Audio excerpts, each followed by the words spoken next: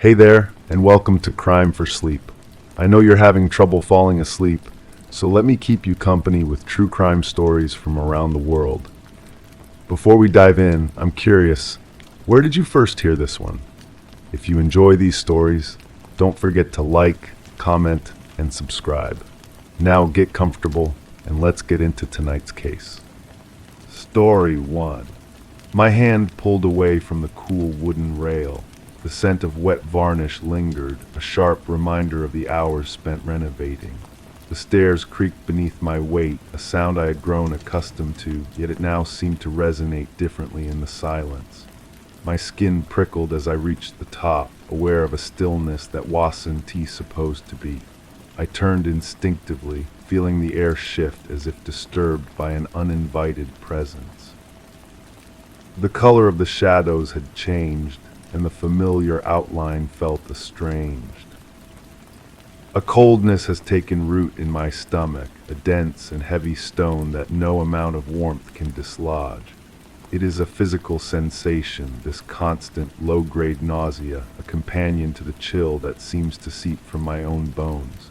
It is the feeling of a door left ajar in a windless room, a draft with no discernible source.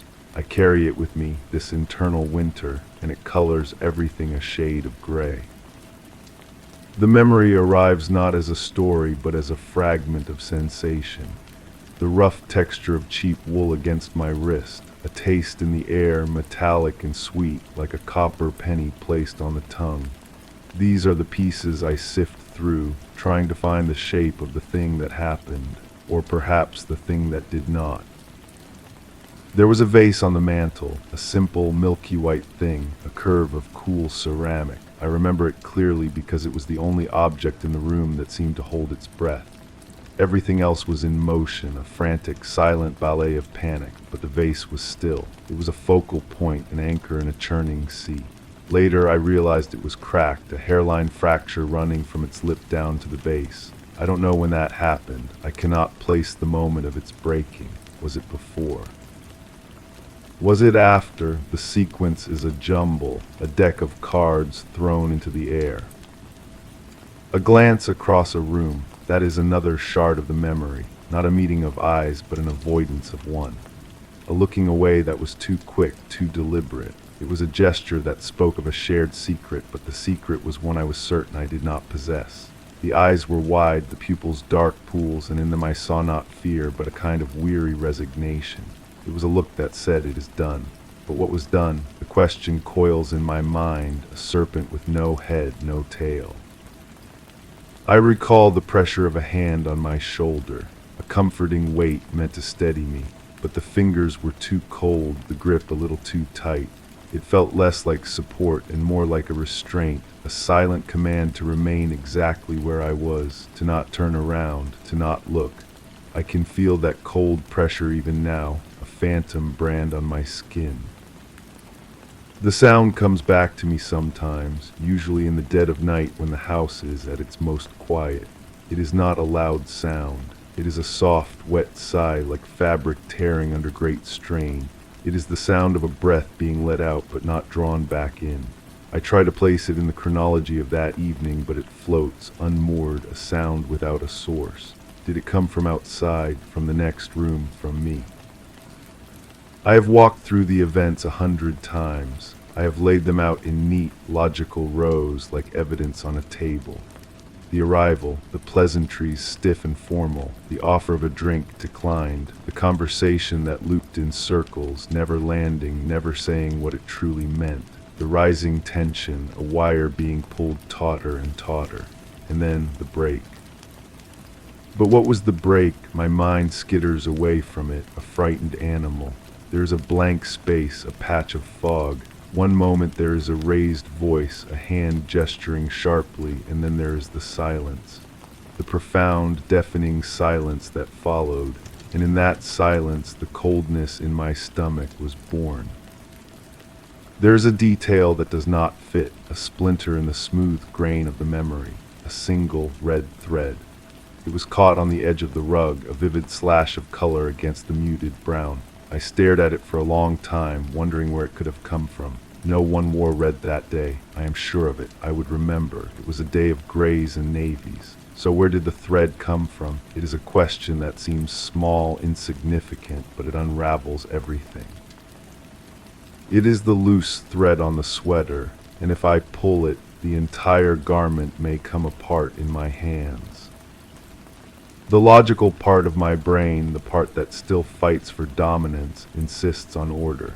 It tells me that things happen for a reason, that cause precedes effect, but my memories refuse to obey this law. They exist in a fluid state, shifting and reforming. The raised voice belongs to one person, then to another. The expression on the face changes from anger to fear to something else entirely, something unreadable. The room itself seems to change dimensions, at times claustrophobically small, at others vast and echoing. I am obsessed with the point of fracture. I return to it again and again, trying to pinpoint the exact second when everything tipped over the edge. Was it a word, a gesture, a simple misunderstanding that spiraled into something irrevocable? Or was it something that had been building for a long time, a pressure cooker waiting to explode? The not knowing is a form of torture. It is a splinter under my fingernail, a constant, nagging pain. I feel a profound sense of detachment, as if I am watching the memory of myself from a great distance. I see my own body moving through the rooms, my face wearing a mask of concern, of confusion. But the person inside that body feels like a stranger. What was I thinking? What was I feeling? There is only the cold stone in my stomach and the echo of that wet, sighing sound. The shadows in the hallway are long now. They are the same shadows I saw that day, the ones that had changed their color. They are a deep, bruised purple, and they seem to hold shapes within them. Sometimes I think I see a figure standing just at the edge of my vision, a stillness within the stillness. But when I turn my head, there is nothing there. Only the empty air and the lingering scent of wet varnish. It smells different now. It smells like something else entirely. It smells like the copperpenny taste, like the metallic sweetness that hung in the room after the silence fell. I am standing at the top of the stairs again. My hand is on the cool wooden rail. Below me the house is dark and quiet. I know what I will find if I go down there. I will find everything in its place. The furniture arranged just so. The floors clean. The milky white vase sitting on the mantel, whole and unbroken, without a single hairline crack to betray it. And I will stand there in the perfect silence, with the cold weight in my gut, and I will know with a certainty that chills me more than any draft, that the wrong thing is sitting right there on the shelf, polished and displayed, waiting for me to finally see it. The quiet downstairs was a lie. It was the kind of quiet that follows a storm, holding its breath to see what damage has been done. My feet carried me down, each step a protest against the descent. The wood groaned its familiar complaint, but the sound was swallowed by the thick, waiting air. The living room was exactly as I had left it, and yet it was a stage set. The sofa was plump, the books were aligned, the rug was vacuumed clean of any stray red thread. My eyes went immediately to the mantel. The vase was there, its milky surface smooth and perfect under the lamplight. No fracture, no flaw. It was a denial, a silent gaslighting in ceramic form. A voice came from the kitchen doorway, calm and measured. "You're up. I was just about to make some tea." I turned slowly. They stood there, leaning against the frame, holding a mug. Their expression was one of mild concern, the kind you'd show someone who'd had a bad dream. It was so normal it was grotesque. "Tea," I repeated. The word felt foreign in my mouth. "You look pale, you should sit down."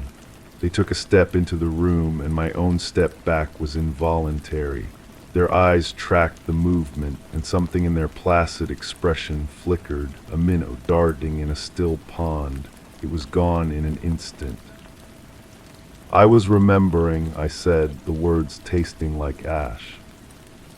"Remembering what?" They took another casual sip from their mug. It was then I noticed their knuckles were white where they gripped the handle.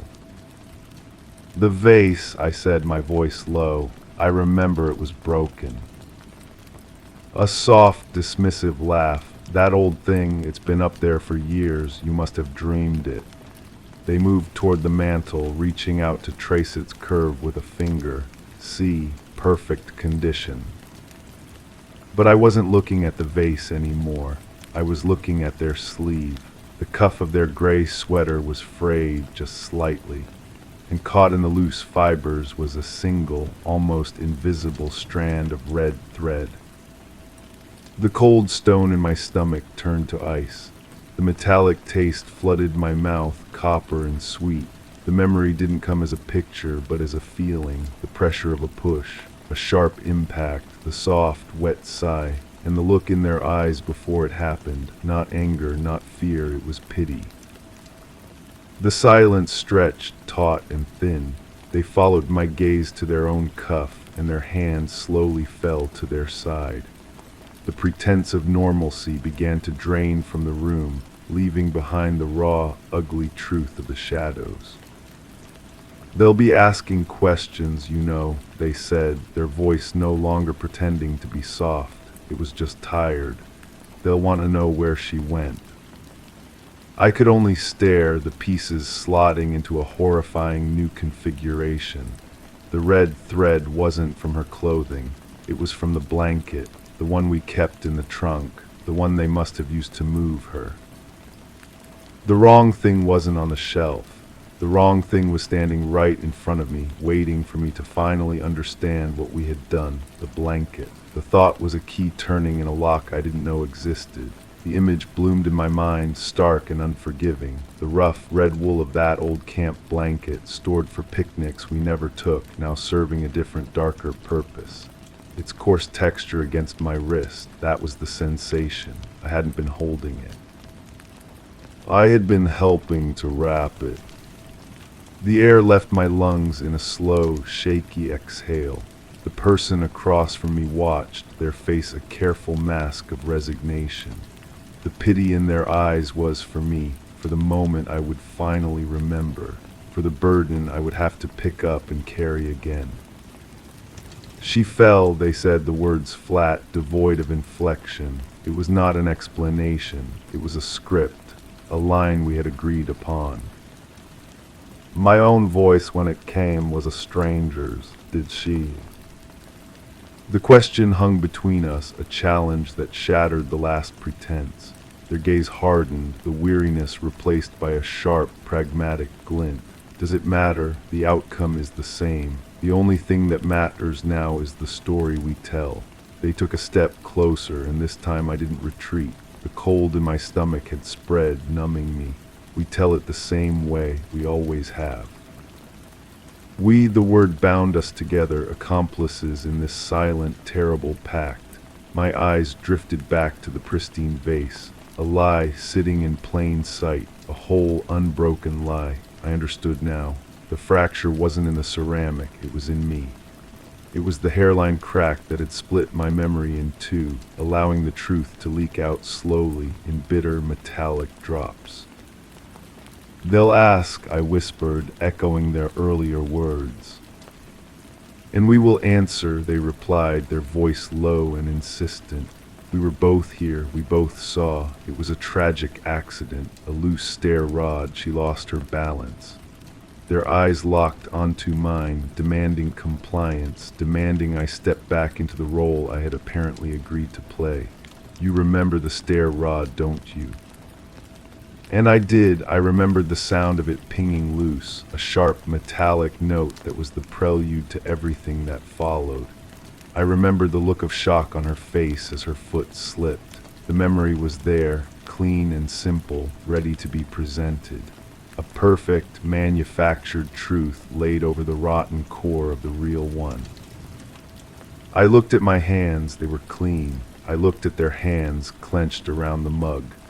I saw the faint, faded bruise along their knuckle, a yellow-green shadow I had chosen not to notice before. The quiet of the house was no longer a lie. It was a seal, a shared silence that was heavier than any confession. I gave a single, slow nod. It was the smallest of movements, but it was everything. It was a signature on a contract written in shadows. They relaxed, the tension leaving their shoulders. "Good," they said, and turned back toward the kitchen. "I'll make that tea." I was left alone in the living room with the vase and the stairs and the memory of a fall that was not a fall. I walked to the mantel and reached out, my fingers hovering just above the smooth, cool surface. I could almost feel the crack that wasn't there, the fissure that ran through the story of our lives. From now on, every word would have to be chosen with care. Every glance would have to be measured. The coldness inside me was no longer a mystery. It was a tool. It was the thing I would need to survive the perfectly normal life we were going to pretend to live. The tea was too hot. It scalded my tongue, but I drank it anyway, welcoming the sharp physical pain. It was something real in a room that felt increasingly like a diorama. We sat in the two armchairs that faced each other, a low table between us. The silence was a third presence, dense and watchful. "They called today," they said, not looking at me, instead watching the steam curl from their own mug. "They're following up, routine," they said. My heart gave a single, hard thump against my ribs. What did you tell them? The story. They finally met my eyes. The only story. I said you were still very shaken, that the doctor advised rest. They were understanding. Of course they were. We were the grieving friends, the witnesses to a terrible accident. We were to be handled with care. The script was flawless. I took another burning sip of tea. "I should go to the store," I said, the need to move, to break the suffocating stillness, suddenly overwhelming. "We need milk." "They delivered it this morning. It's in the fridge." Their voice was gentle, but the gentleness was a cage. Every exit was being quietly, calmly barred. "You should stay in. It's going to rain." The sky beyond the window was indeed a flat, leaden gray. I felt a peculiar sense of despair. Even the weather was cooperating with the narrative, keeping us contained within these four walls, within this story. I rose and took my mug to the sink. My reflection in the dark window above it was a pale, indistinct ghost. I could feel their eyes on my back, monitoring, ensuring I was holding my shape. I turned the tap on and let the water run over my hands, colder than I expected. It grounded me for a moment. When I turned around, they were standing right there. I hadn't heard them move. They reached past me to place their mug in the sink, their body briefly blocking my path. The proximity was not comforting. It was a reminder. "You're remembering more," they stated softly. It wasn't a question. "Fragments," I admitted, my voice barely a whisper, nothing clear. "Good," they didn't move away. "Keep the fragments, but remember the whole picture, too. The one we agreed on. It's the only one that keeps us safe." They placed a hand on my arm. It was meant to be a reassuring gesture, but their fingers were like ice, just as they had been that day. A jolt of pure, undiluted memory shot through me. The cold grip on my arm, pulling me back from the edge of the stairs, steering me away from the truth. I nodded, unable to speak. A faint, approving smile touched their lips before they finally stepped back, breaking the tension. "I'll start dinner," they said, as if everything were normal. I stood by the sink, listening to them move around the kitchen, the domestic sounds of drawers opening and pots clanging. The ordinary noise was a stark contrast to the scream of silence in my head. I looked down at my hands under the fluorescent light. They looked like my hands, but they felt like someone else's. They felt like the hands that had helped wrap a body in a red wool blanket. The story was the truth now. The memory was the dream. I understood that my survival depended on accepting this inversion. The coldness in my stomach wasn't a sickness to be cured. It was the foundation I had to build on. It was the only thing left that was real. I turned off the water and dried my hands, and the movement felt practiced, like I was an actor learning my part for a very long run. The performance had already begun, and there could be no curtain call. The sister arrived just as the rain began, a light tapping that soon became a steady drumming against the windows. She let herself in with a key, calling out a hello that was too bright, too brittle for the heaviness in the house. We were in the kitchen, and I watched their face smooth into a mask of somber welcome. The transition was flawless. "Any news?" she asked, shrugging off a wet coat. Her eyes were red-rimmed, searching hours for answers we had rehearsed. "Nothing new," they said, their voice a masterclass in weighted grief. "We're just taking it one day at a time." They moved to put the kettle on again, a universal signal for offering comfort. The sister's gaze landed on me. "And how are you holding up? You were the last one to see her." The words were innocent, a simple expression of concern, but they landed like a physical blow. The last one to see her. The script had a new line, and I hadn't memorized it. I felt their eyes on me from across the kitchen, a silent warning. I made myself look at the sister, made my lips form a weak, trembling smile. "It's all a bit of a blur, honestly," I said, and the words tasted like ash. "The doctor said that might happen, the shock." She nodded, her face softening with sympathy. "Of course, it's just so awful. I keep thinking about that loose rod on the stair. I told her just last week the carpet needed to be seen to." She shook her head, a perfect, grief-stricken motion. My blood ran cold. They had already planted the seed. The loose stair rod was now a fact, a detail in her memory that had taken root and grown. I glanced at them, and they gave an almost imperceptible nod. It was working.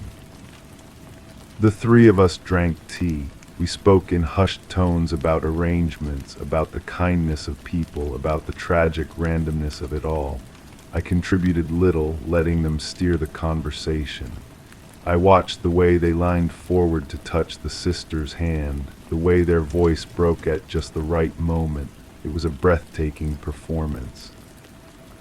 And I realized, with a chill that went deeper than the one in my stomach, that I was not the only one acting. They were performing for me, too, reinforcing the story, weaving it tighter around us with every shared glance, every corroborated detail. We were a team, building a fortress of lies, and I was both the bricklayer and the prisoner inside. After the sister left, promising to check in tomorrow, the silence returned. It was different now. It was a shared silence, a complicit one. They stood by the window, watching the rain streak down the glass. "She believes it," they said without turning around. "They all will, it just takes time." I didn't answer. I was looking at the floor near the stairs, where a single glistening drop of water had fallen from the sister's coat. It looked like a tear. I knew then that the coldness would never leave me. It was my new skin. This was my life now, a continuous performance in a play where I couldn't remember my lines, but I knew the consequences of forgetting them were more terrible than any I could imagine. The curtain would never fall. The rain intensified, hammering against the windows as if trying to get in. Or maybe it was trying to get out. I couldn't tell the difference anymore. The single drop of water on the floor had dried, leaving only a faint, ghostly mark on the wood. "They'll want a statement from you eventually, you know," they said, their backs still to me, "from both of us, separately." They turned then, and their expression was unreadable. "We just need to be sure we remember the same thing." "The stair rod," I said, the words flat. "The stair rod," they confirmed, the sound it made, the way she fell. They took a step toward me. "Do you remember the way she fell?" I closed my eyes. I saw it. A tangle of limbs, a cry cut short, the awful final stillness at the bottom. The image was so vivid, so detailed, the pattern on her dress, the way one of her shoes had come off. I could feel the rough texture of the carpet under my knees as I knelt beside her. The memory was a perfect, vivid lie, and it was now the most real thing I owned. "I remember," I whispered. Good, they finally moved away from the window, the subject closed. "I'll make up the guest room. You shouldn't be alone tonight." The kindness was another layer of the trap. I simply nodded, knowing that protest was impossible. I was a participant now, an active architect of the fiction that would become our lives. The coldness was complete, a glacial shell that encased me. I walked to the stairs and placed my hand on the rail, right where the loose rod was supposed to have been. The wood was solid, unwavering. I looked up the stairwell into the deepening shadows. The figure I had sensed before was gone. There was only me and the echo of a story that was still being written, one corroborated detail at a time. The performance had no intermission. It was everything, and it was forever. The guest room was at the end of the hall, a place of floral prints and quiet dust. They had put fresh sheets on the bed, a gesture that felt more like a ritual of control than one of care. I sat on the edge of the mattress, listening to the rain and the sound of them moving about in their own room across the hall. The house was a clock, and we were its two weights, swinging in opposite directions to keep the mechanism ticking. Sleep was a distant country. Every time I closed my eyes, I saw the fall, my fall, the one I had been told to remember. It played on a loop, each time gaining more clarity, more terrible detail. The grain of the wood on the stair rail, the specific chill in the air. The sound was the worst part, a wet, final thud that my mind manufactured with horrifying precision. A soft creak in the hallway made my eyes snap open. I held my breath, listening. There was only the rain, then the faint sound of their breathing just outside my door. They were standing there, listening to see if I was sleeping, listening to see if I was dreaming the wrong dream. I stayed perfectly still, a statue in the dim light, until I heard the gentle sigh of the floorboards as they moved away. The morning came gray and washed clean. The storm had passed, leaving the world looking new, which felt like a cruel joke. Downstairs, they were already dressed, toast on a plate, the newspaper folded neatly beside it. The performance of normality was back, more polished than ever. The sister called, they said, without looking up from spreading butter. The police would like to come by this afternoon, to speak with us both. I gripped the back of a chair to steady myself. The coldness I had cultivated now felt thin, threatened by a surge of raw panic. Today. They're being thorough, it's standard. They took a bite of toast, their movements calm and precise. We will tell them about the stair rod. We will tell them how we found her. We will be consistent. I nodded, my throat too tight for words. The rest of the morning passed in a blur of small, meaningless tasks. I wiped already clean counters. I rearranged books on a shelf. I looked at the vase and saw only a lie I had agreed to protect. When the doorbell rang, the sound was like a gunshot in the silent house. They answered it, their voice a low, respectful murmur as they let the two officers in. They were polite, their voices soft, their eyes missing nothing. We sat in the living room. They took the lead, speaking with a measured sadness that was utterly convincing. They talked about the loose rod, the terrible accident, the shock. I kept my eyes on my hands, folded in my lap, and nodded at the appropriate moments. Then one of the officers turned to me. "And you, ma'am, you were the last one to see her before the fall." The question hung in the air. I felt their gaze on me, a physical pressure. I made myself look up, meet the officer's kind, expectant eyes. I saw the notepad in his hand, ready to record my version of the truth. I took a breath and the words came out, smooth and hollow as the vase on the mantel. Yes, I said. I was right behind her. I heard the rod give way. I saw her lose her balance. I could see it. I could hear it. The memory was mine now, a graph that had taken. I tried to reach for her, but it was too late. The officer nodded, his face a mask of professional sympathy. He wrote something down. They asked a few more gentle questions, and I answered each one, my voice steady, my story perfectly aligned with the one they had crafted. When the officers left, offering their condolences one last time, the door closed with a quiet, final click. We stood in the hallway, alone again. The silence was different, it was settled. The story was no longer just ours. It was official, it was fact. They didn't look at me, they simply walked back into the living room and picked up the newspaper. The performance was over for now. There was no approval, no acknowledgement of my compliance. It was simply expected. I had passed the test, and in doing so I had sealed my own fate. The truth was buried, and I was the earth that covered it. There was nothing left now but the long, quiet life of the lie. The silence stretched, thick and heavy as the fog outside the window. I watched their hands, the ones that had spread butter and turned newspaper pages, now resting inert on the knees of their trousers. There was no victory in their posture, no relief, only a profound and watchful stillness. The performance was not over. It had merely entered a new, endless act. I moved to the sink, needing to do something with my hands. The breakfast dishes were there.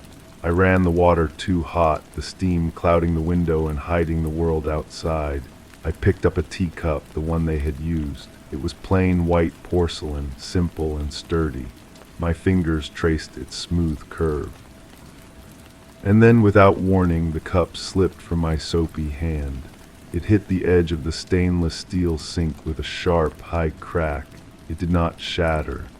A single, clean fragment broke away and skittered across the counter before clattering to the floor. The sound was catastrophic in the sealed quiet of the house.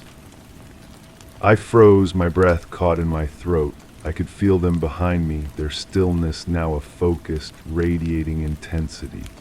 I did not turn around.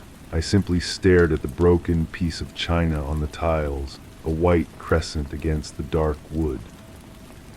After a long moment, I heard the rustle of the newspaper being set aside. I heard their footsteps approach, slow and deliberate. They stopped beside me, their eyes on the damage. I finally found my voice, a thin, strained thing. It was an accident. They were silent for a beat longer than was comfortable. Then they knelt, their movements economical and precise. They picked up the fragment, holding it between thumb and forefinger, examining the clean, new edge. Of course it was, they said, their voice devoid of any emotion at all. They stood and placed the broken piece on the counter next to its mother cup. These things happen. They turned and walked to the cupboard, taking down a fresh roll of tape. They did not get the dustpan.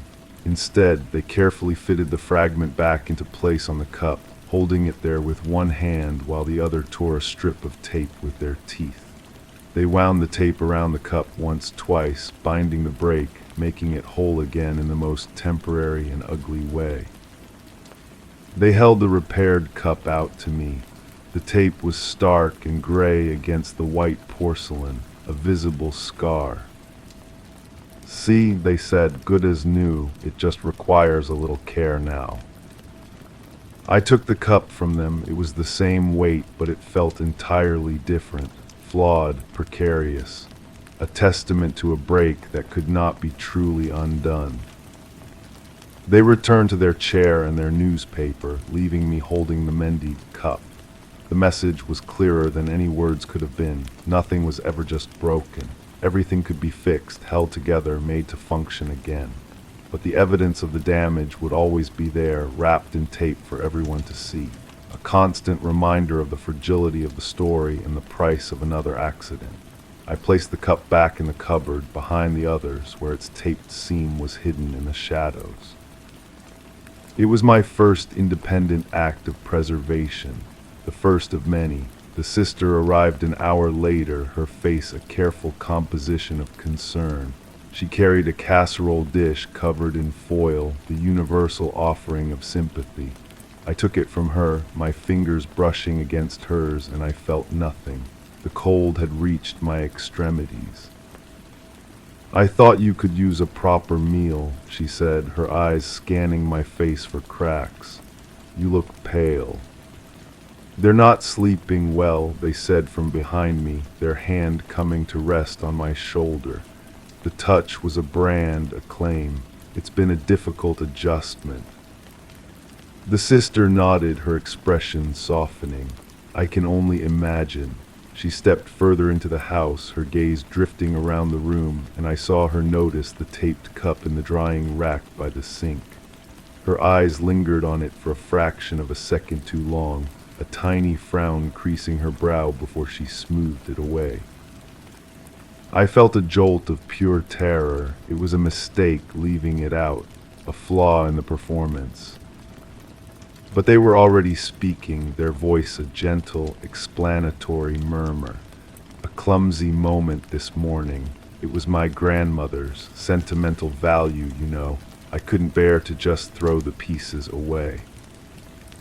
The sister's face cleared instantly, filled with understanding. "Of course, it's the little things that hurt the most, isn't it? The everyday objects that remind you."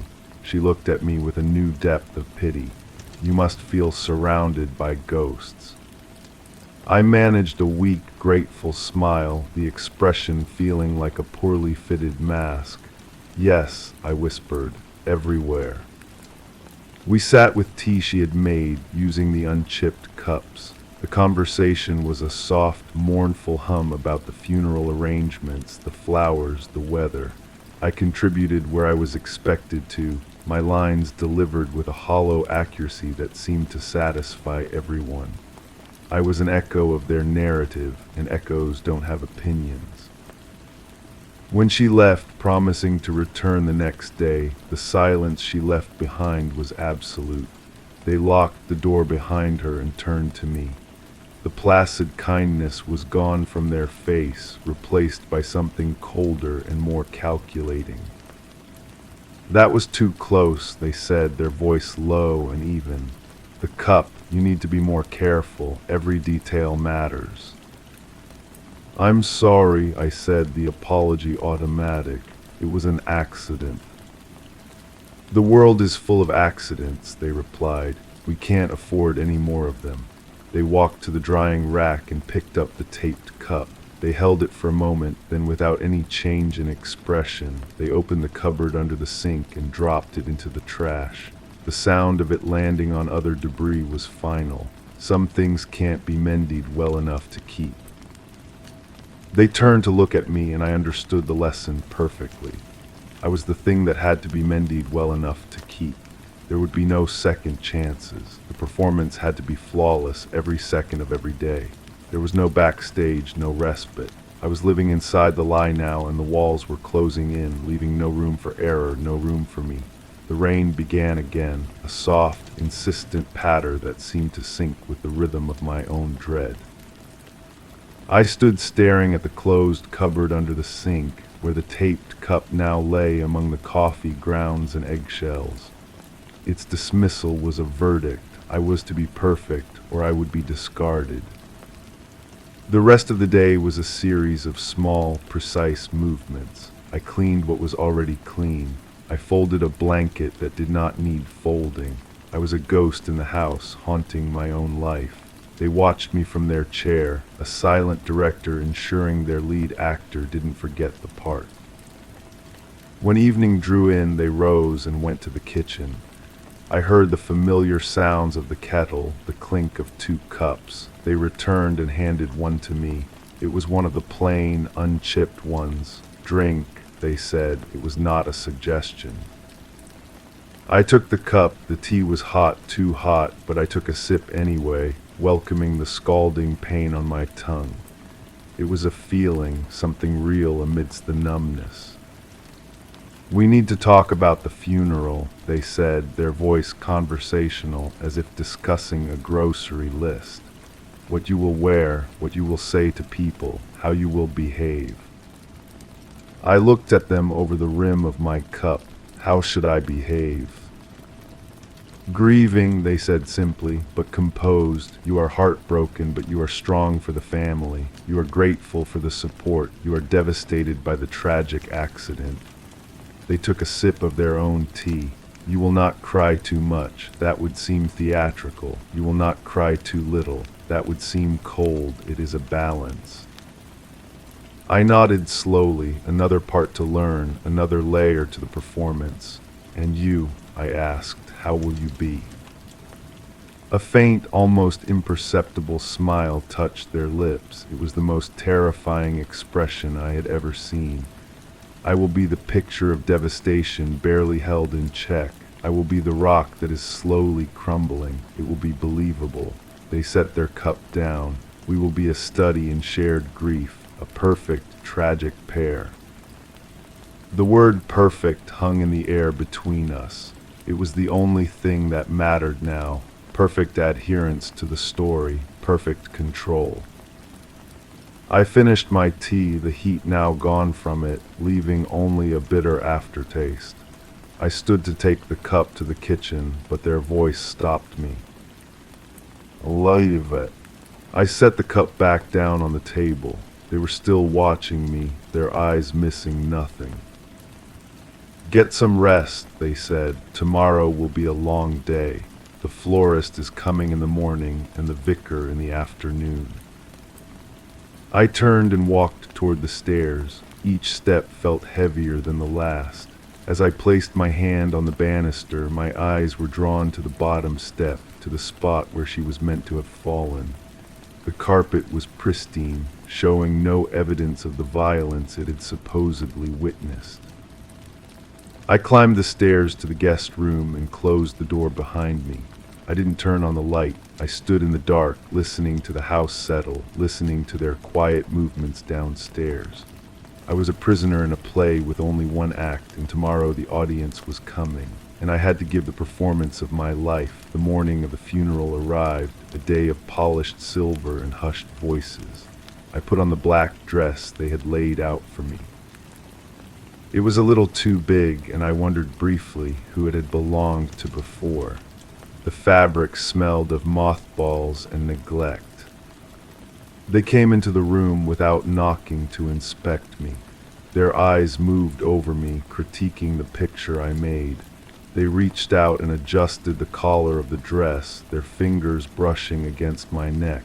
The touch was ice. "You look appropriate," they said, which was the highest praise I could expect. "Remember, when we are there, you are to stay by my side. You will accept condolences. You will not speak unless spoken to, and you will keep your answers brief." I nodded, my throat sealed shut. The funeral was a blur of somber faces and limp handshakes. I held onto their arm, a dutiful, shattered companion. I felt the eyes of the mourners on me, their gazes a mixture of pity and curiosity. I kept my own eyes downcast, focused on the polished toes of my shoes. The sister found us near the coffin. She took my hands in hers, her grip warm and alive. "How are you holding up, dear?" she asked, her voice thick with emotion. I opened my mouth, but no sound came out. I felt their hand tighten on my elbow, a silent prompt. "I'm managing," I whispered, the words a scripted line. "One day at a time." The sister's eyes filled with tears. She was so loved, she said, and then she was called away by another relative. I looked at the coffin. It was a dark, polished wood, a box meant to contain an ending. But our story had no ending. It was a perpetual, looping beginning of the lie. I felt a strange, detached curiosity. If I were to open that lid, what would I find inside? Nothing, or something else entirely. We took our seats in the front pew. The vicar's words washed over me. a river of platitudes that had nothing to do with the woman we were supposedly mourning or the truth of her absence. I focused on a crack in the wooden nailer in front of me. Then it was time for the final viewing. The family was to walk past first. They stood, pulling me up with them. We approached the coffin slowly. I kept my eyes on their back, using them as a shield. But when we reached the head of the coffin, they stepped slightly aside, forcing me to look in. I saw the pale, waxy face of a stranger. The makeup was thick, the features arranged into an expression of serene peace that was completely alien. The hands were folded over a chest that neither rose nor fell. It was a doll, a prop in our play. And in that moment, a genuine and terrible sorrow washed over me, not for this stranger in a box, but for the truth, for the real story that was buried somewhere I could never reach, for myself trapped in this endless performance. A single hot tear escaped my eye and traced a path down my cheek. I felt their gaze on me, and I knew I had given them exactly what they wanted. A perfect, quiet tear, not too much, not too little, proof of a grief that did not exist. It was the most real thing I had felt in days, and it was just another part of the act. The ride home was silent. The rain had stopped, leaving the world glistening and clean, a stark contrast to the heaviness inside the car. They drove with one hand on the wheel, the other resting on the gear shift, their profile impassive. I watched the houses slide by, each one a sealed box containing its own secrets, its own performances. We entered our own house, and the door clicked shut, locking out the world and locking us in with our fabrication. The silence was immediate and absolute. They shrugged off their coat and hung it neatly in the closet. I stood, unsure what to do with myself, the black dress feeling like a costume I couldn't remove. They walked into the living room and paused by the mantel. Their hand reached out and touched the vase, a brief, almost possessive gesture. Then they turned to me. "You did well today," they said. The words were not a comfort, they were an evaluation. The tear was a particularly nice touch. It provided the necessary authenticity. I didn't know what to say. "Thank you" felt wrong. "I'm sorry" felt worse. They moved to the liquor cabinet and poured 2 fingers of amber liquid into a glass. They did not offer me any. The sister believed it. They all did. They took a sip. "It's over now." But it wasn't over. It would never be over. This was our life now. This house, this story, this careful dance around the truth. I was an accomplice to a crime no one was investigating, a keeper of a secret that was growing roots inside me, twisting around my bones. I finally found my voice, a dry rustle. "What happens now?" They looked at me, and for the first time I saw something like genuine contemplation in their eyes.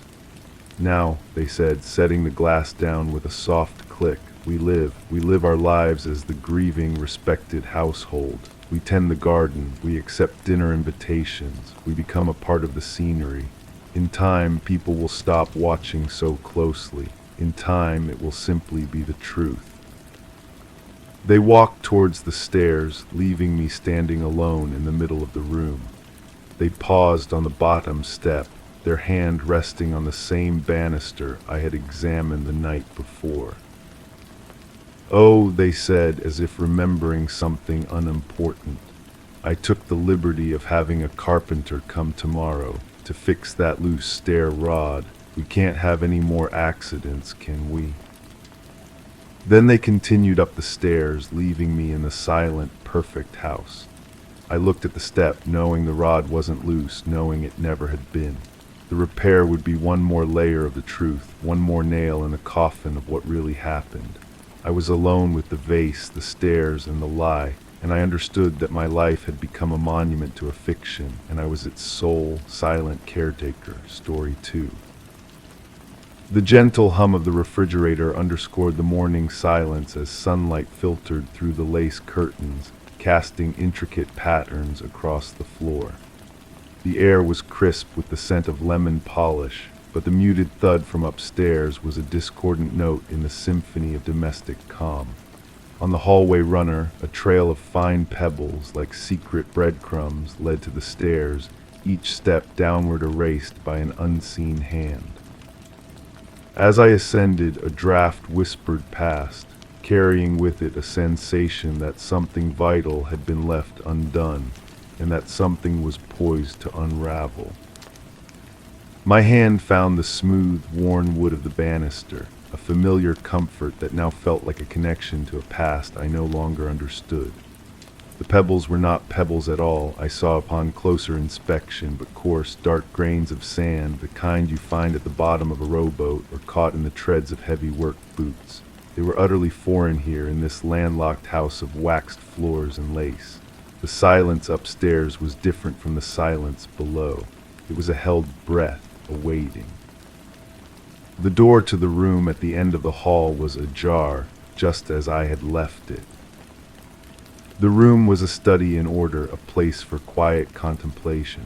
The books stood straight on their shelves. The desk was clear save for a single brass lamp and a leather-bound blotter, and yet the air was wrong. The lemon polish from downstairs did not reach here.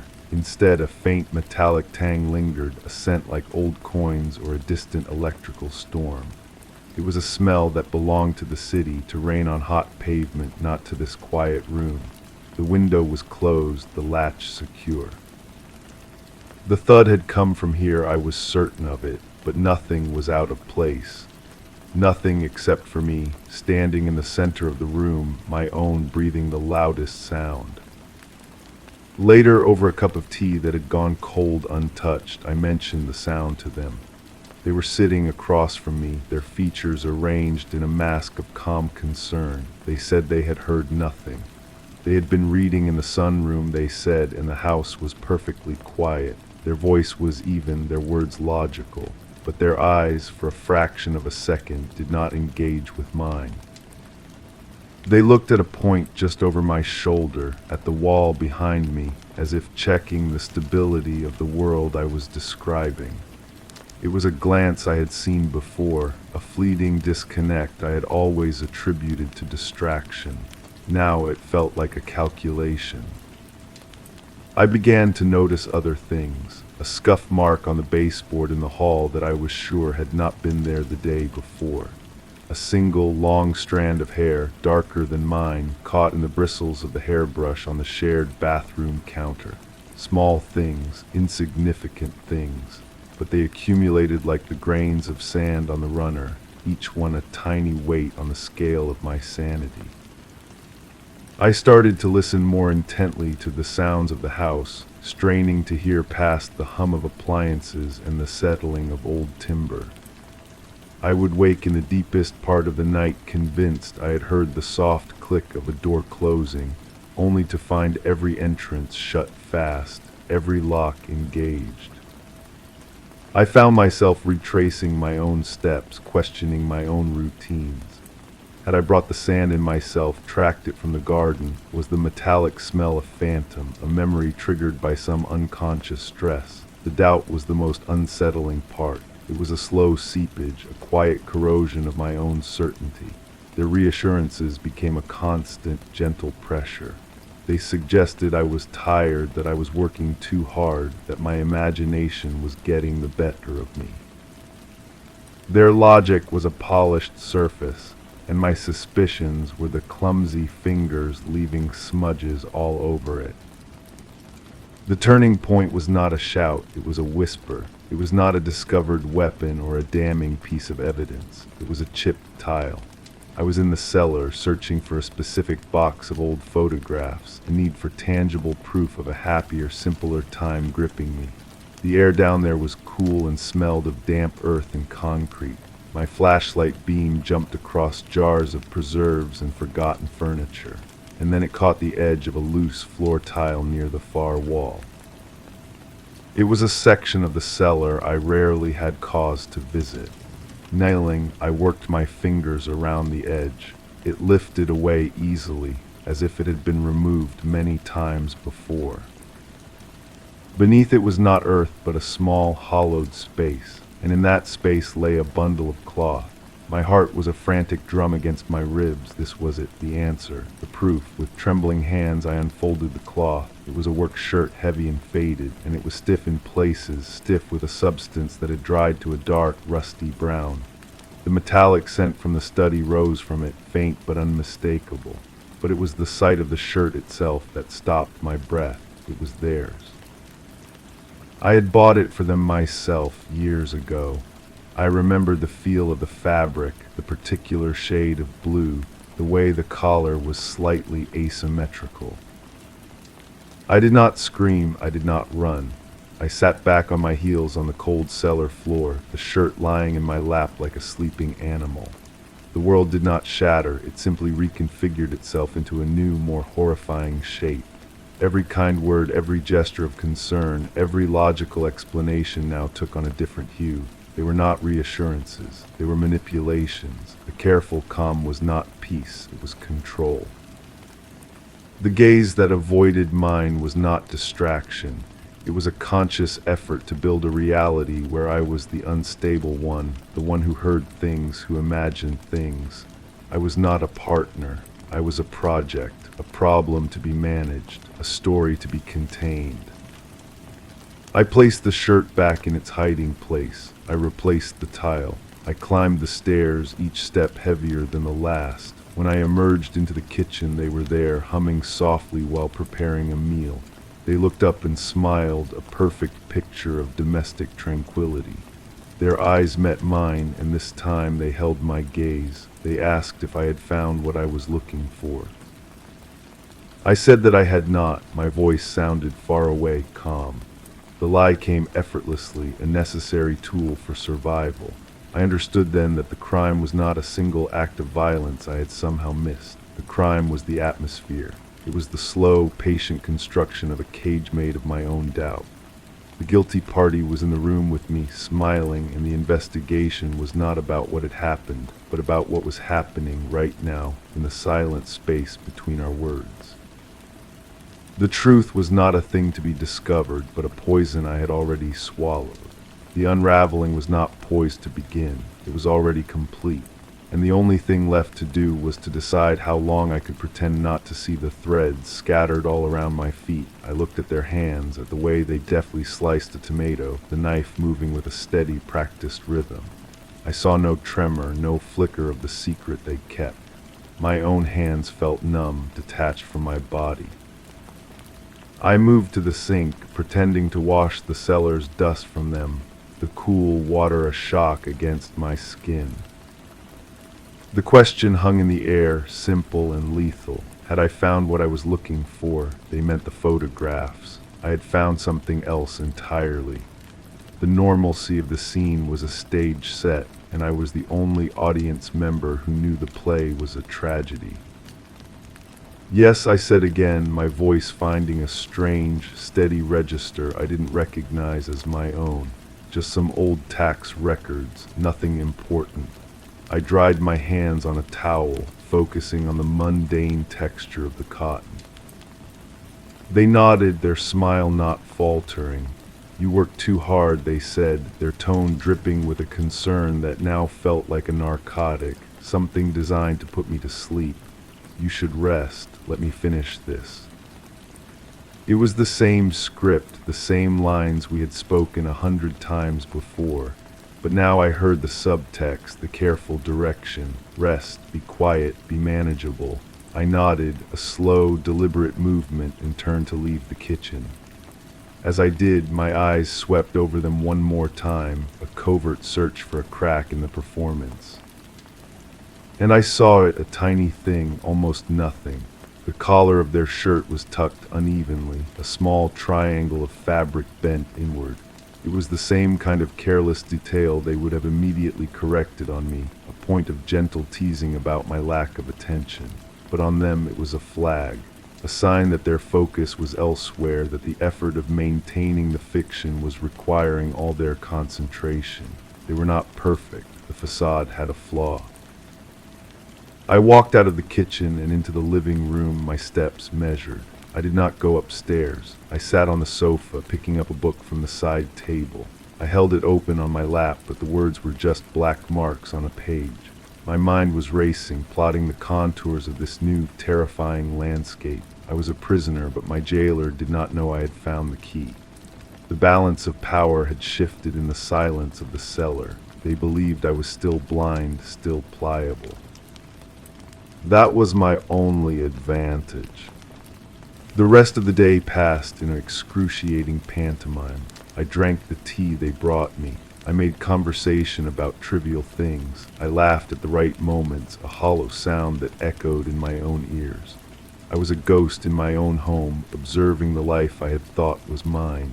Every gesture, every word from them was now a subject for analysis. I was mapping the architecture of the lie I was living in. When night fell, I went to bed early, pleading the tiredness they had already diagnosed for me. They kissed my forehead, a dry, brief touch. Sleep well, they whispered. The words felt like a threat. I lay in the dark, eyes wide open, listening to the house. The hum of the refrigerator, the creak of the floorboards as they moved about downstairs. I waited for the click of a lock, the whisper of a secret phone call, any sound that would betray the truth. But there was only the quiet. I realized the investigation was no longer about the past, about the shirt and the stain. It was about the future. It was about how I would get out. The performance had to continue, but now it was my performance, and it had to be perfect. My every breath was a line in a play where the stakes were my very life. The morning arrived not with a gentle dawn, but with the same relentless, polished normalcy.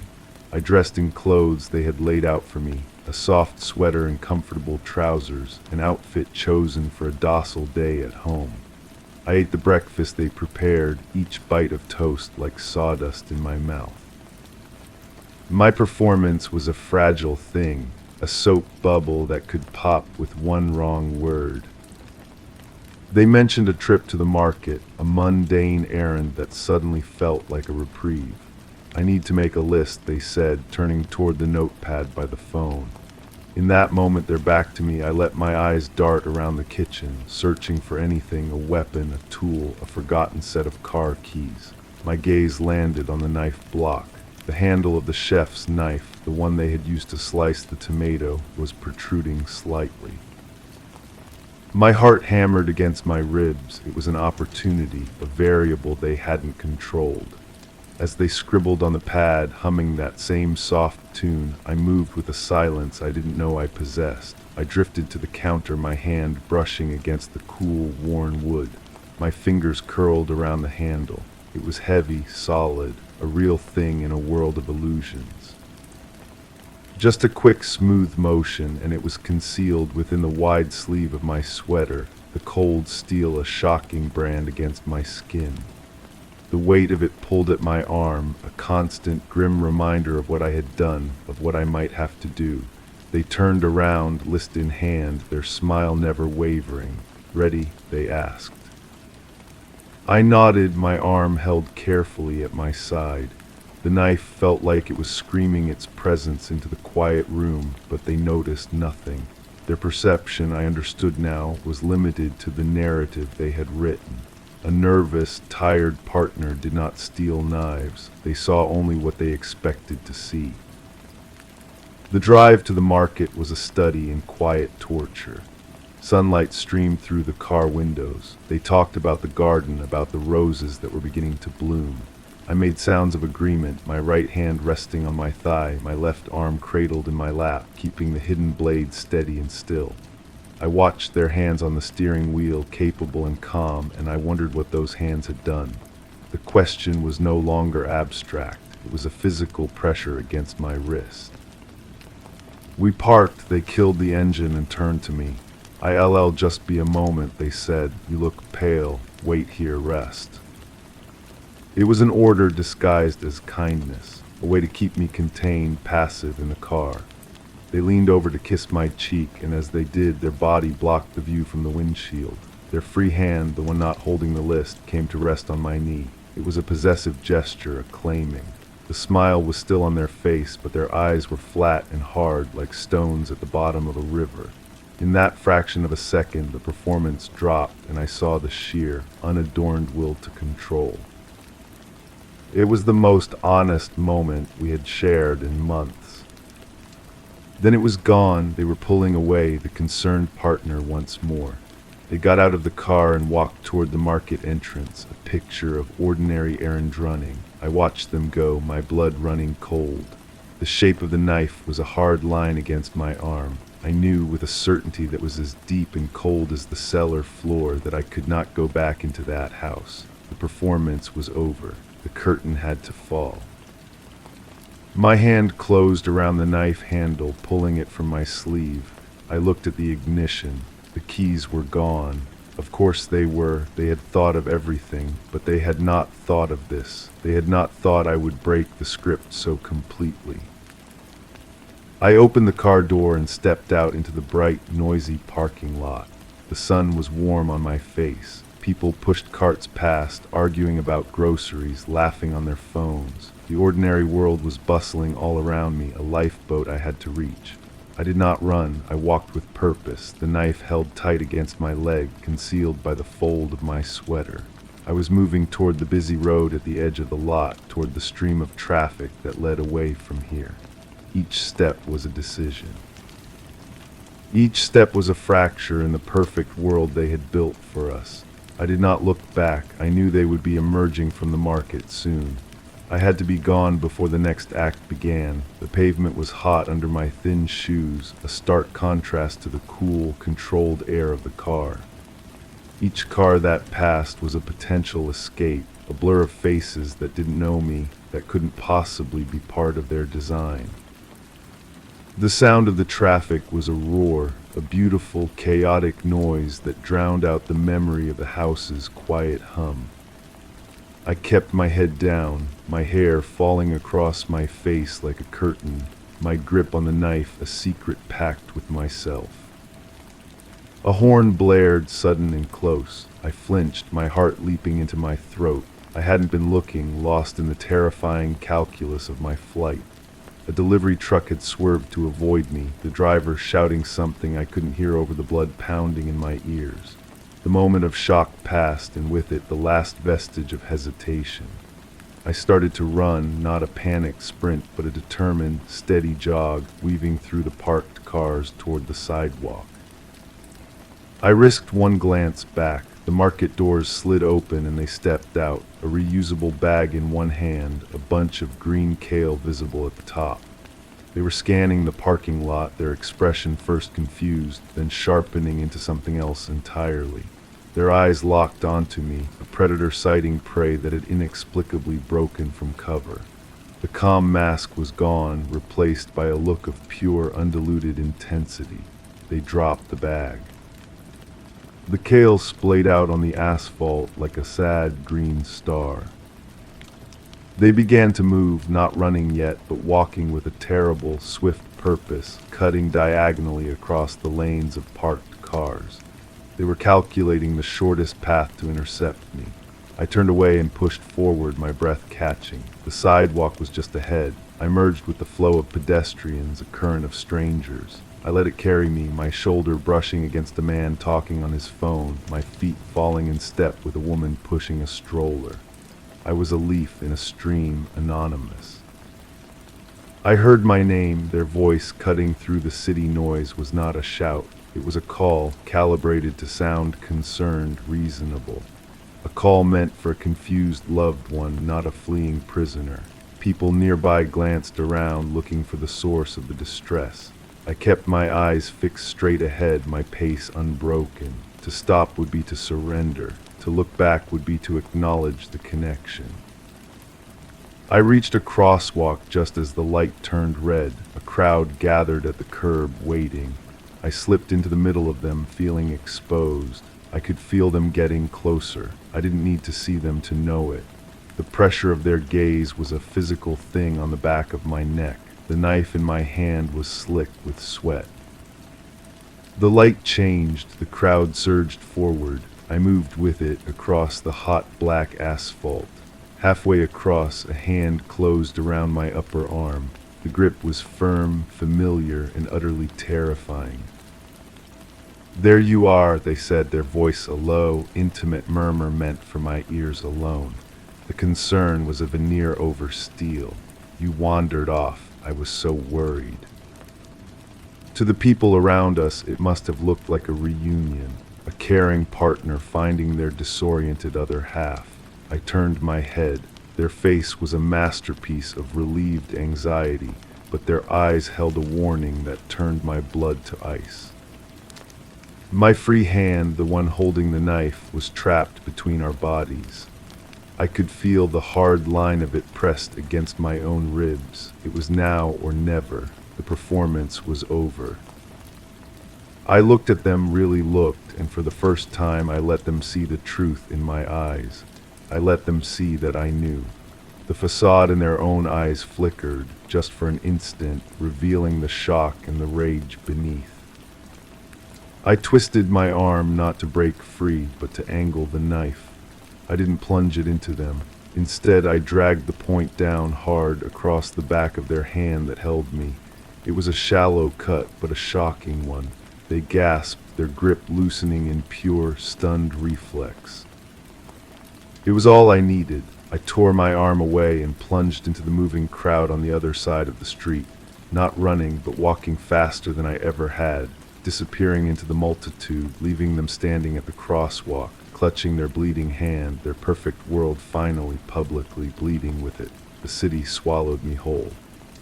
I didn't stop for blocks, my lungs burning, the knife now held openly in my hand, earning me a wide berth from the few people who noticed.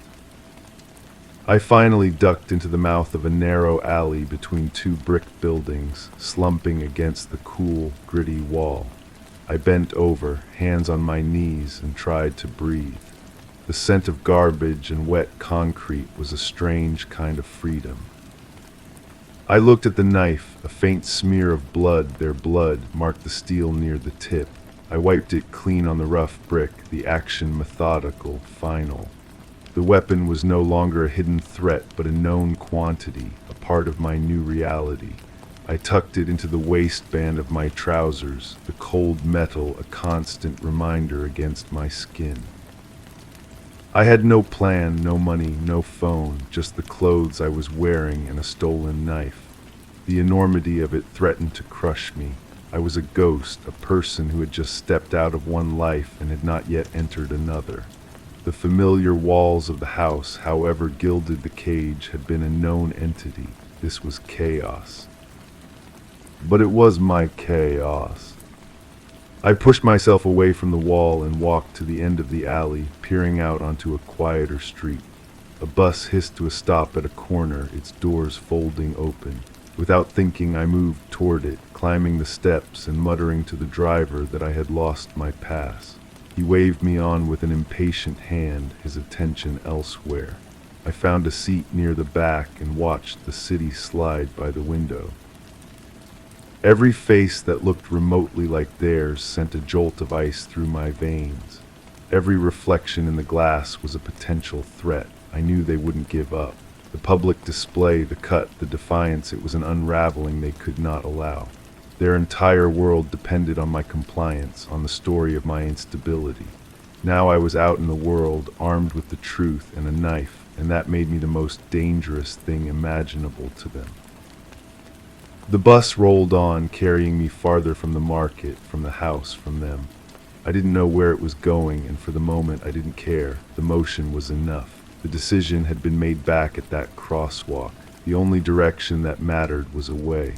The rest, the what and the where and the how, would have to come later. For now I was just moving, a single thread that had finally pulled itself free from the tapestry. The bus eventually terminated its route in a part of the city I didn't recognize, a neighborhood of faded laundromats and discount stores with signs in languages I couldn't read.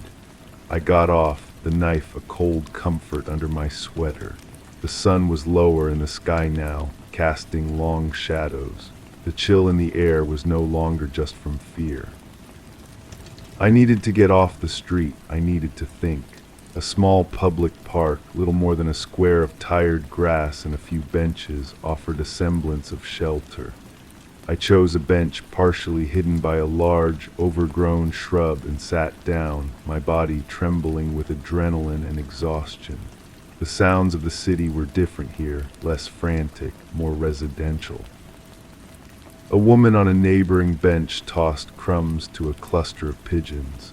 She glanced at me, her eyes lingering for a moment too long on my empty hands, my probably wild expression.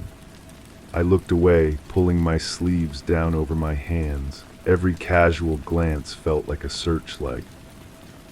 I had to assume they would call the police. That would be their next move, not to report a fugitive, but a missing person. A vulnerable, unwell loved one who had wandered off in a confused state, possibly a danger to themselves. They would be the picture of devastated concern. They would have a story ready, a history of my instability, perfectly crafted. My chest tightened. Who would they believe? The calm, collected partner, or the woman found hiding in a park with a knife in her waistband? The thought was a trap, and I forced myself out of it. I couldn't think about that yet. Survival first, then proof.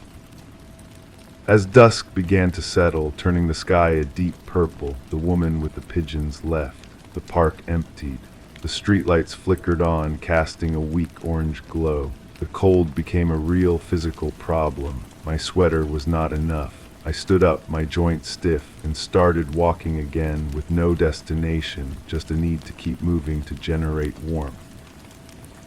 I passed a phone booth on the corner, its plastic shell cracked and graffitied. The receiver dangled from its cord, a lifeline severed. Even if it worked, who could I call? Anyone I knew was also their friend, their contact, woven into the same web. A call would be a beacon, instantly relayed back to them. I was truly alone. A small convenience store buzzed with fluorescent light further down the street. The glow was almost hypnotic. I had no money, but I needed to get inside just for a moment to feel walls around me again. The bell above the door jingled as I entered. The air was warm and smelled of stale coffee and processed meat. The clerk behind the counter, a young man with tired eyes, looked up from his phone. He gave me a slow, appraising look that made my skin crawl. I drifted toward the back, pretending to browse the shelves of canned soup and instant noodles. My reflection in the glass of a freezer door startled me. I looked like a ghost, pale and wide-eyed, my hair a mess. I heard the clerk clear his throat. "You gonna buy something, miss?" His tone wasn't hostile, just bored. I shook my head, my voice a dry rustle, just looking. I turned to leave, my hand going to the door handle. As I did, my eyes caught the headline of a newspaper stacked near the register. It was the local metro section, and below the fold, a smaller headline made my blood run cold. Police search for missing local woman. There was no picture yet, but the description would be next. I pushed the door open and stumbled back out into the cold night, my heart hammering. It had already begun. The story was being written without me. I started to walk faster, then broke into a run, turning down the first dark alley I could find, my breath coming in ragged gasps that sounded too loud in the silence. The game had changed. I was no longer just running from them. I was running from everyone. The dog's low growl was a vibration in the damp air. It backed away, its tail tucked, and then it turned and vanished into the darkness at the other end of the alley. I was alone again, but the animal's fear was contagious. It had sensed something I hadn't. Then I heard it, a soft, rhythmic scuffing on the pavement at the alley's entrance. Not the random step of a passerby, but a purposeful, slow walk. Someone was there, blocking the way out. The orange glow from the streetlight outlined a figure, casting a long shadow that stretched toward me down the alley. I pressed myself deeper into the niche, the rough brick scraping my back. My fingers found the handle of the knife, pulling it free from my waistband. The metal was warm from my skin. The footsteps came closer, unhurried, confident. They knew I was here. This wasn't a search, it was an approach. I held my breath, trying to make myself small to become part of the wall. The humming started then, soft and barely audible. It was the same tune they had hummed in the kitchen while making the list, the same tune that had been the soundtrack to my captivity. It was a message, a reminder. You can run, but my song will always find you. The footsteps paused. I could see the shape of them now, standing a dozen yards away, head tilted as if listening. They took one more step, and a discarded bottle crunched under their shoe. The sound was explosively loud in the narrow space. In that moment, a different sound broke the tension. A car door slammed shut out on the street, followed by laughter. A group of people, loud and oblivious, were walking past the alley's mouth. The figure in the alley turned toward the noise, their posture shifting from predator to something more neutral. It was my only chance. I didn't think. I moved. I pushed off from the wall and ran deeper into the alley, away from the street, away from them.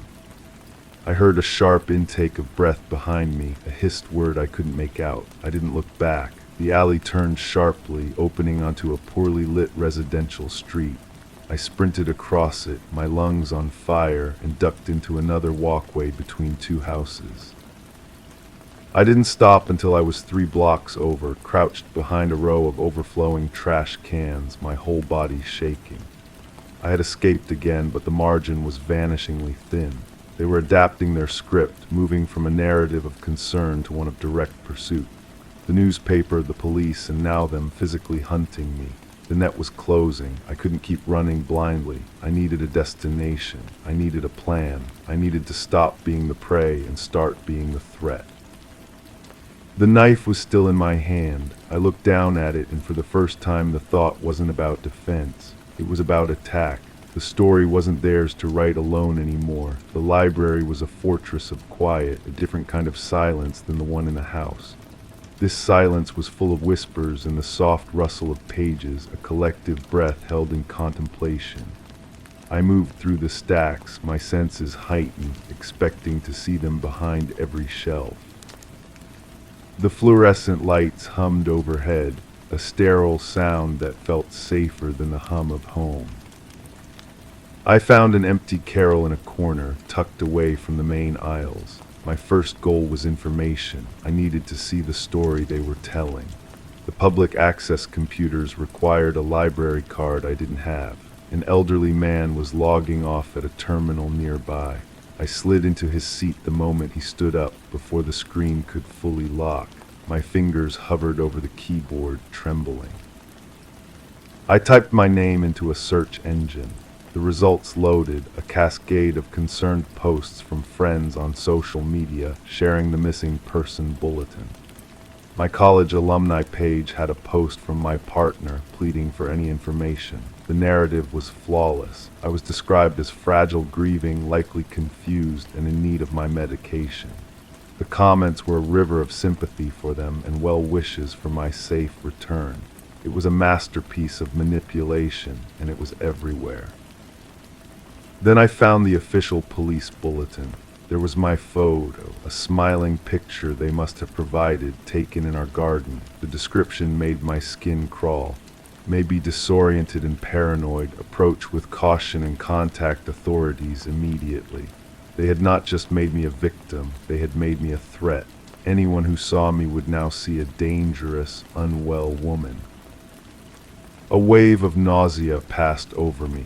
I was being erased and rewritten in real time. I quickly cleared the browser history and stood up, my legs unsteady. I needed to disappear from their narrative entirely. I wandered into the nonfiction section, my mind racing. I needed a new story. I stopped at the travel section, then at survival guides. My hand trailed over a book about urban foraging. It was all useless. Then my eyes landed on the geography section. I pulled a thick atlas from the shelf, its weight a comfort in my hands. I found a quiet table and opened it to a map of the state. The world was so much bigger than I had been allowed to remember. Highways spiderwebbed out from the city, leading to towns with names I'd never heard of. I traced a route with my finger, following a thin blue line of a river that wound its way into a vast green area marked as a state forest. It was a place with no story, a blank spot on the map, a place to become no one. A plan, fragile but taking shape, began to form in my mind. I didn't need to outrun them forever. I just needed to get to a place where their story couldn't find me. I closed the atlas with a soft thud. The first step was to get out of the city. The second step was to vanish into those green, uncharted spaces. I stood up, clutching the atlas not as a book, but as a key. I had a direction. It was time to move. The atlas was too large to carry, a bright red flag announcing my intentions to anyone who glanced my way. I carried it to the farthest, darkest corner of the nonfiction section, to a shelf dedicated to local tax law. I slid the heavy book between two dense volumes, a secret buried in plain sight. The knowledge was in my head now. The blue line of the river, the highway number, the name of the last town before the forest swallowed the road. Leaving the library felt like stepping back onto a stage. The orange streetlights had clicked on, painting the world in long, distorted shadows. Every car that slowed was them. Every person walking with purpose was coming for me.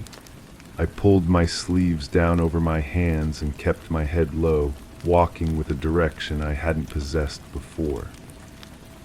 The bus station was my goal. It was a risk, an obvious place they would watch, but it was the only way. I needed to get on something heading west toward that blue line on the map. I had no money, but the knife felt heavy in my waistband. I wouldn't use it to steal, not like that. But the thought of what I might have to trade for a ticket, what I might have to do to get on that bus, sent a cold dread through me that had nothing to do with the evening air. A city bus hissed to a stop at the curb. I got on again, muttering about a lost pass, again waved on by a driver who didn't care. This one was more crowded, full of tired workers heading home. I stood, holding a metal pole, swaying with the motion. My reflection in the dark window was a pale smudge, a ghost already. I looked at the people around me, wondering if any of them had seen the news, if any of them were comparing my face to the picture in the paper. No one met my eyes. The bus depot, when I finally reached it, was a temple of fluorescent light and echoing noise. I stood for a moment just inside the automatic doors, overwhelmed. The scent of cheap perfume and diesel fuel filled the air.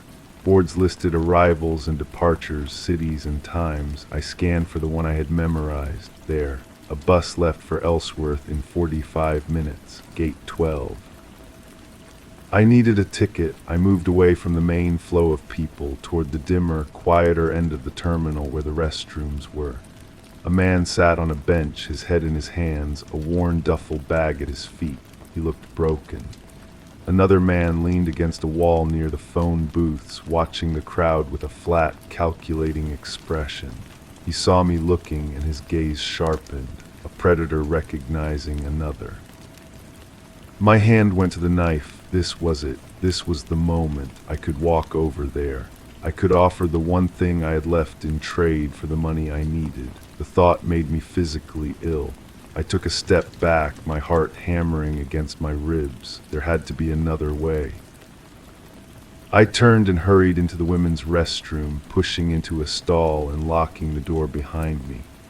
I leaned my forehead against the cool metal, trying to breathe. I couldn't do it. I couldn't become that. There had to be another way. I thought of the knife not as a tool for barter, but as a tool for survival. I thought of the forest. I thought of the river. A toilet flushed in the next stall. I heard the creak of a door opening, the sound of a faucet running, then a voice, loud and cheerful. I can't believe I found it. It must have fallen out of my pocket in the cab. I thought it was gone for good. Another woman answered, "You're so lucky. There's like $60 in there, isn't there?" 75, I'm buying a lottery ticket after this. I looked down. A small purple leather wallet was lying on the floor just under the partition of the stall next to mine. It must have fallen out of her purse. I stared at it. $75. A ticket to Ellsworth cost $38. My hand was shaking. I bent down and picked it up. It felt warm. I could hear the woman drying her hands, still chatting happily. She hadn't even noticed it was gone. I held the wallet in my hand, a terrible weight. This wasn't stealing from a predator. This was stealing from someone just like me, someone lucky. The stall door unlocked. Her footsteps started toward the exit. This was my chance. I could call out. I could return it.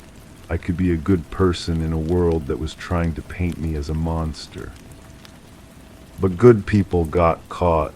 Good people went back to their gilded cages. I slipped the wallet into my pocket, unlocked the stall door, and walked out, not looking left or right. I walked straight out of the restroom and toward the ticket counter at gate 12, my face a mask of nothing, my heart a stone. I bought a one-way ticket to Ellsworth with cash that wasn't mine. I didn't look back. I was already gone. The bus to Ellsworth was an older model, smelling of disinfectant and old upholstery. I took a window seat near the back, pulling my knees up and turning my face to the dark glass. I watched the reflection of the other passengers as they boarded. A woman with two small, crying children, an old man clutching a paper bag, a couple who didn't speak to each other. None of them looked like hunters. They just looked tired. The engine rumbled to life and the bus pulled out of the depot, leaving the bright lights of the terminal behind. The city unspooled outside the window, a tapestry of lit rooms and moving headlights, each one a story I would never know. I felt a pang for the woman in the bathroom, for the simple joy in her voice that I had extinguished. I had taken more than her money. I had taken a piece of her good day. The guilt was a cold stone in my stomach, right next to the fear. I must have dozed off, lulled by the motion and the exhaustion, because the sudden silence of the engine cutting out jolted me awake. We were at a stop, a small roadside station with a single flickering light. Ellsworth, this was it. I was the last one off the bus. The air here was different, sharper and cleaner, smelling of pine and cold earth. The town was a cluster of dark shapes against a sky dense with stars I had never seen from the city. The bus driver pulled my duffel from the cargo hold, handed it to me without a word, and then the bus door hissed shut. The vehicle pulled away, its red tail lights shrinking into the distance until there was only the dark and the silence. I was alone in a way I had never been before. A sign pointed toward the town center, but I turned and walked in the opposite direction, toward the deeper blackness that was the forest. The road became a gravel track, the houses thinned out and disappeared. The moon, a sharp sliver, provided just enough light to see by. I walked for what felt like hours, my bag growing heavier with every step. The cold was a living thing, biting through my sweater. I needed shelter. I left the road, pushing through a tangle of undergrowth until the trees closed in around me. I found a fallen log, a giant cedar that had crashed down, its root system creating a hollow space beneath it, shielded from the wind. I crawled into the space, pulling my bag in after me. It was a tight fit, a den. I wrapped my arms around myself, shivering uncontrollably. This was the green space on the map. This was freedom. It was also terrifying, a vast, uncaring emptiness. And then I heard it, faint, carried on the wind from a long way off. A tune, the humming, it was impossible. It had to be the wind in the pines or my own frayed mind playing tricks. I held my breath, listening until my ears rang with the silence. There was nothing, just the creak of branches and the distant cry of some night bird. I pulled the knife from my waistband and held it tight in my fist. The metal was cold. I was no one. I was in the middle of nowhere. And yet the fear was still with me. It had followed me off the bus. It had followed me into the woods. I knew then that no matter how far I ran, the story would always be right behind me, waiting for its ending. The cold seeped up from the ground, a deep chill that went straight to my bones. Sleep was impossible. Every rustle of leaves, every snap of a twig was a footstep. The humming had stopped, or maybe it had never been there at all. That was the worst part, not knowing if the threat was outside my head or within it. The story they were writing for me included paranoia. Was I just playing my part? I must have drifted into a shallow, uneasy doze because the gray light of dawn was filtering through the trees when I opened my eyes. My body was a single, stiff ache. I crawled out from under the log, my joints protesting, and stood up. The forest was immense and silent, a cathedral of pine and fir. Mist clung to the low places. It was beautiful, and it was utterly terrifying. I needed water. The memory of the blue line on the map was my only guide. I started walking, using the weak sun as a compass, heading west. The undergrowth was thick, clawing at my jeans. Time lost meaning. There was only the next step and the next.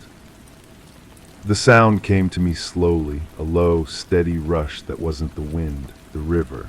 I pushed through a final wall of brush, and there it was, wider than I had imagined, moving fast and clear over a bed of stones. I fell to my knees on the bank and drank, cupping the icy water in my hands. It was so cold it made my teeth ache, but it was the best thing I had ever tasted. For a few minutes I just sat there, watching the water flow. It was a kind of clock marking time that belonged to no one, but the feeling of peace was an illusion. I was exposed here on the bank. I needed to move. I followed the river upstream, away from any notion of a town. My hunger was a sharp pain in my stomach. I thought of the book on urban foraging, a cruel joke now. I didn't know what to look for. A squirrel chattered high in a tree, and I looked at the knife in my hand with a grim new understanding. A few hours later I found the cabin. It was so well hidden I almost missed it, tucked into a rise overlooking the river, surrounded by dense firs. It was small, little more than a shack, with a single window and a stone chimney. The door hung open on one broken hinge. It was abandoned, but it was shelter. I approached slowly, listening. There was only the sound of the river. I pushed the door open the rest of the way. The interior was one room, dusty and empty except for a rough wooden table and a rusted iron cot frame. An old wood stove sat in one corner. It was perfect. I dropped my bag inside and went to the river to fill my water bottle. This could work. I could stay here. For a day, maybe two. I could rest. The thought was a seductive poison. This was a place a story could end. I was on my way back to the cabin, my mind already composing a fantasy of safety when I saw it. Carved into the bark of a tree right next to the door, fresh and deep, was a single symbol. It wasn't a letter or a number. It was a mark I knew. It was from the cover of the book they kept on the bedside table, the one they read from. They had been here. They knew I would come to the river. They knew I would find this place. The cabin wasn't shelter. It was a setting they had prepared. The ending was already written, and I was walking right into it. I didn't go inside. I turned and ran back toward the water, my heart a wild drum against my ribs. I had to get across. It was the only way to break the trail. The current was strong, the water numbing. I waded in, the cold stealing my breath, the stones slippery under my feet. The water rose to my waist, then my chest. I held the knife above my head and pushed forward, one stumbling step at a time, toward the opposite bank, toward a wilderness even they might not have charted. The story wasn't over yet. Story 3. My gaze was fixed on the mirror across the dim room. It hung slightly askew, but it wasn't the tilt that held my attention. There was an odd shimmer, a glint that came and went just at the very edge. The room was soundless, save for the gentle tick of the mantel clock, but its rhythm seemed strangely slow today. I remained still, watching, waiting for that glint to reveal more, to morph into something my mind could grasp, but it remained elusive, ever on the border of perception. Then, almost imperceptibly, the frame of the mirror shifted, as if catching a breeze that shouldn't exist. That was it. the absence of wind, and yet the mirror moved. A glint, just a glint. It is the same glint from the kitchen window that afternoon, sun catching a clean pane, or was it something else, something held, a thing in a hand? I was outside, looking in. The sun was high and hot on my neck, the window was a square of cool darkness, and there was that glint, a sharp, quick star in the gloom, then gone. The clock on the mantel ticks, it has always ticked, a sound so constant it becomes the sound of silence itself. But that day its beat was different, a heavy, labored sound, like a heart working too hard. I remember standing right beside it. The polished wood was smooth under my fingertips. I traced the carved grooves. I was waiting. For what? I was always waiting in that house. A voice from another room, muffled by a wall. It's not what you think. What did I think? I can recall what I thought. I only know the feeling that followed. A coldness settling in my stomach, a certainty that it was exactly what I thought, whatever that was. The smell of rain on dry pavement, it comes to me sometimes, that particular scent. It means a storm is coming. I remember the sky turning a bruised purple. The air grew thick. I was running. My shoes slapped against the wet sidewalk. Why was I running? Was I running towards something or away? My chest aches with the memory of that breathless sprint. A door left ajar, not much, just a sliver of shadow. I pushed it open. The hinges did not make a sound. They were well-oiled, always well-oiled. The room inside was tidy, too tidy. A bed made with sharp corners, a single book on a nightstand. The air smelled of lemon polish and something else, something metallic underneath, like old pennies.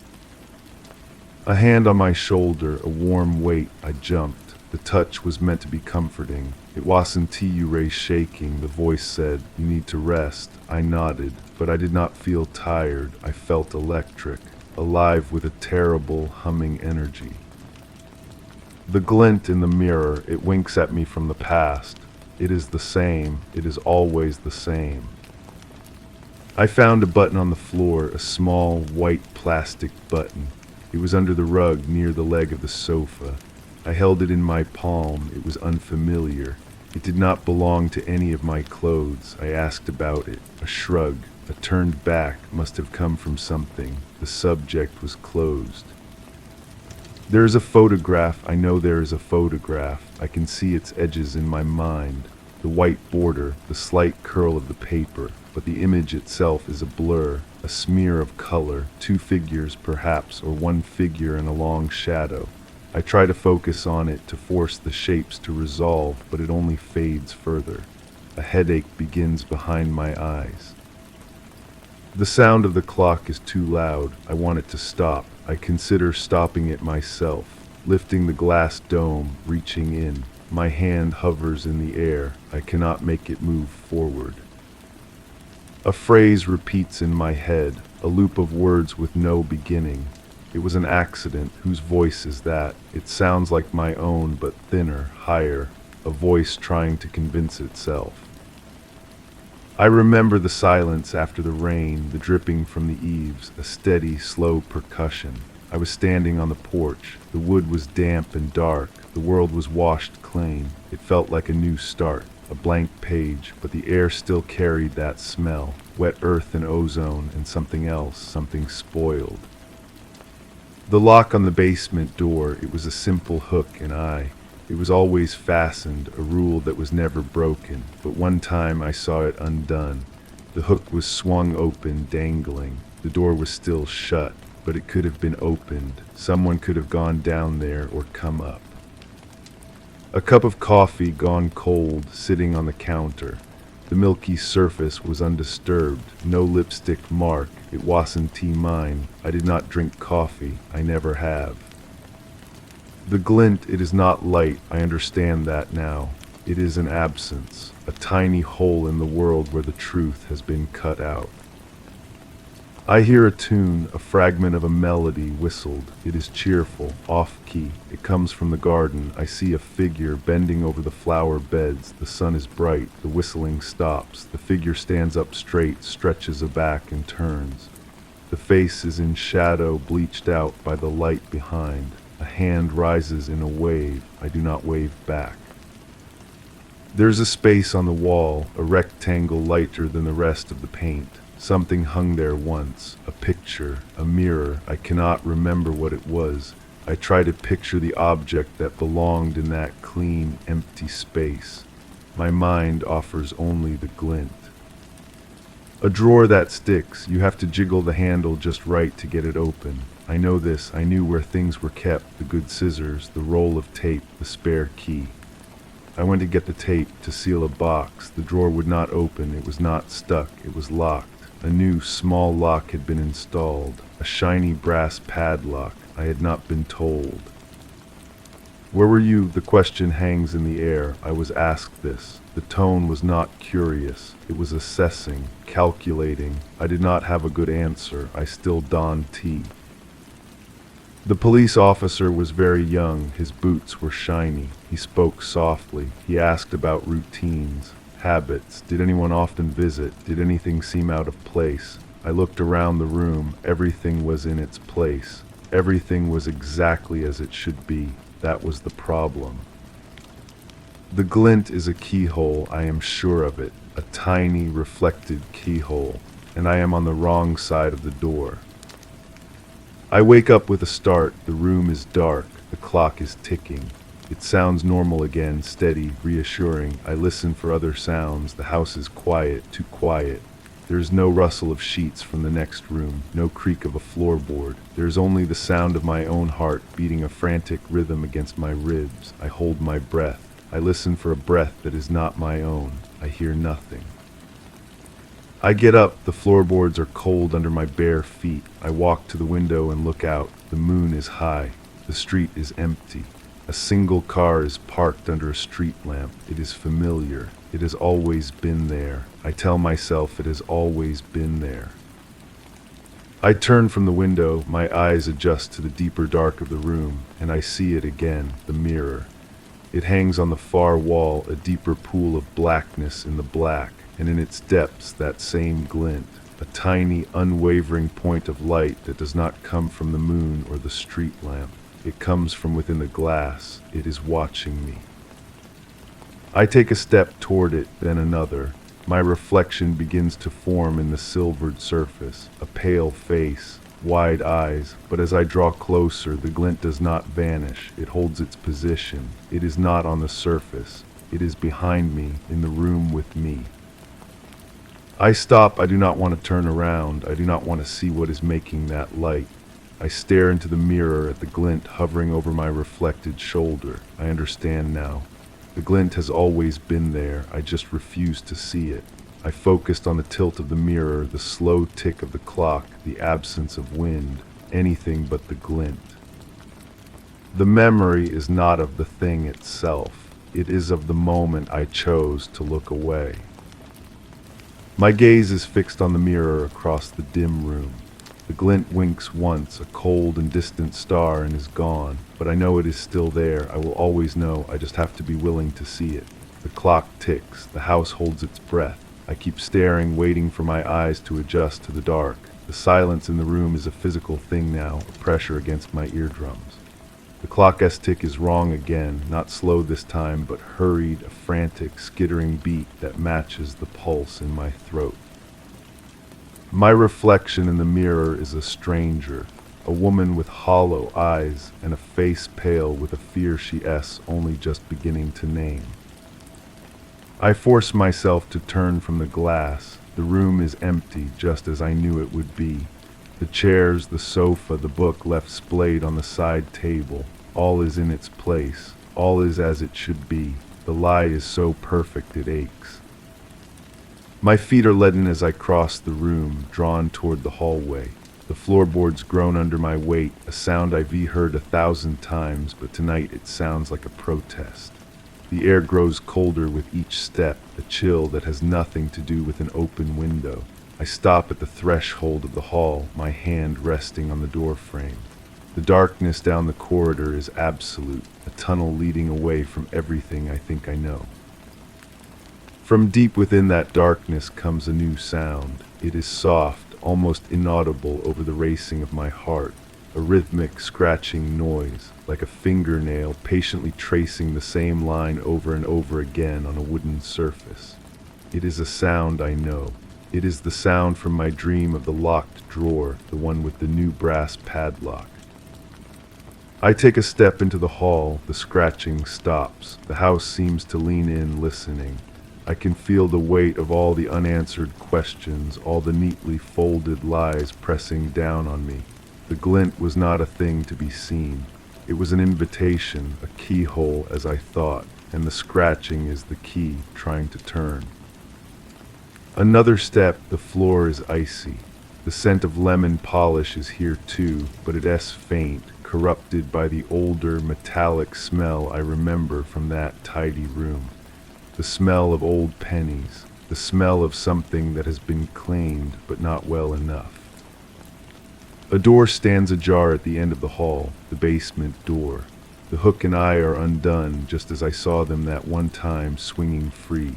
The door is open a crack, a vertical slice of profound black. The scratching does not start again. Instead, there is a sigh, a long, weary exhalation of breath that does not belong to me.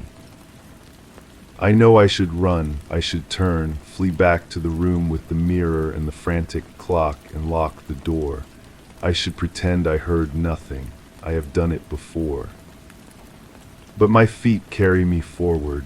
The memory of the cold coffee on the counter, the unfamiliar button under the rug, the locked drawer, the photograph I cannot see, they form a chain, pulling me toward that darkness. The glint has shown me the keyhole. This is the door. I reach out a hand, my fingers trembling. I push the basement door. It swings open without a sound. The hinges I think distantly. They were always well oiled. The stairs descend into a deeper black, a mouth waiting. The air that rises is damp and smells of wet earth and forgotten things. My hand fumbles along the wall, searching for the light switch I know is there. My fingers brush against it, cold plastic. I press it. Nothing happens. The bulb is dead or the power is cut. The sigh comes again from below. It is a sound of exhaustion, of a weight carried for too long. It is not a sound that threatens. It is a sound that mourns. I take the first step down. The wood creaks, a loud complaint in the silent house. I descend slowly, one hand on the rough, unfinished wall for balance. The temperature drops with each step. The darkness thickens, becoming a substance I have to push through. Halfway down, the scratching starts again. It is closer now, unmistakable. It is not random. It is a pattern. 2 long scrapes, a pause, then 3 short ones, over and over, a code I do not understand. My foot touches the concrete floor of the basement. It is cold and gritty under my bare foot. I am standing in the absolute dark. I can see nothing, but I can feel the space around me close, crowded with unseen objects. The smell is overwhelming here. Damp decay and that metallic tang, stronger than ever. I stand perfectly still, listening. The scratching has stopped. There is only the sound of my own shallow breathing. Then a voice. It is a whisper, dry as dust, coming from a corner of the darkness. "You finally came," it says. The voice is not one I recognize, and yet it is.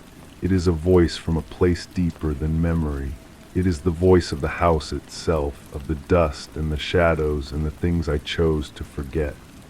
My own voice catches in my throat, a dry, useless rasp. "Who's there?" I whisper. A low, rasping sound comes from the corner.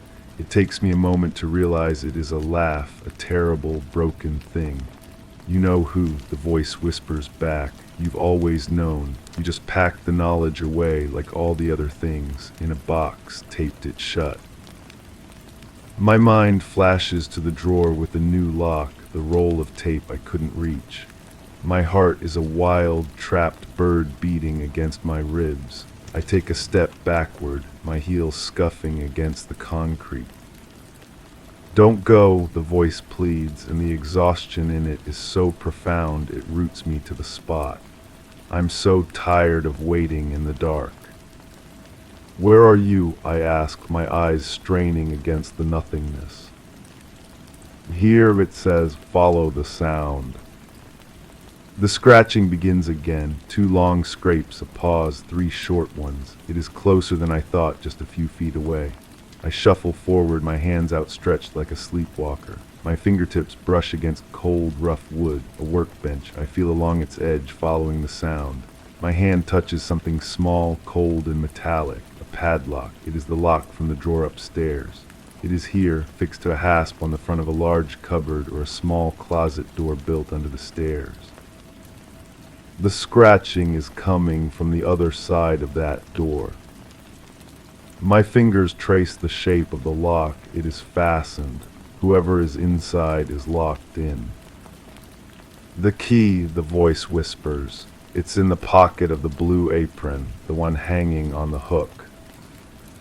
I don't remember a blue apron. I turn, blindly patting the wall near the workbench. My hand finds a cold metal hook. Hanging from it is stiff, coarse fabric.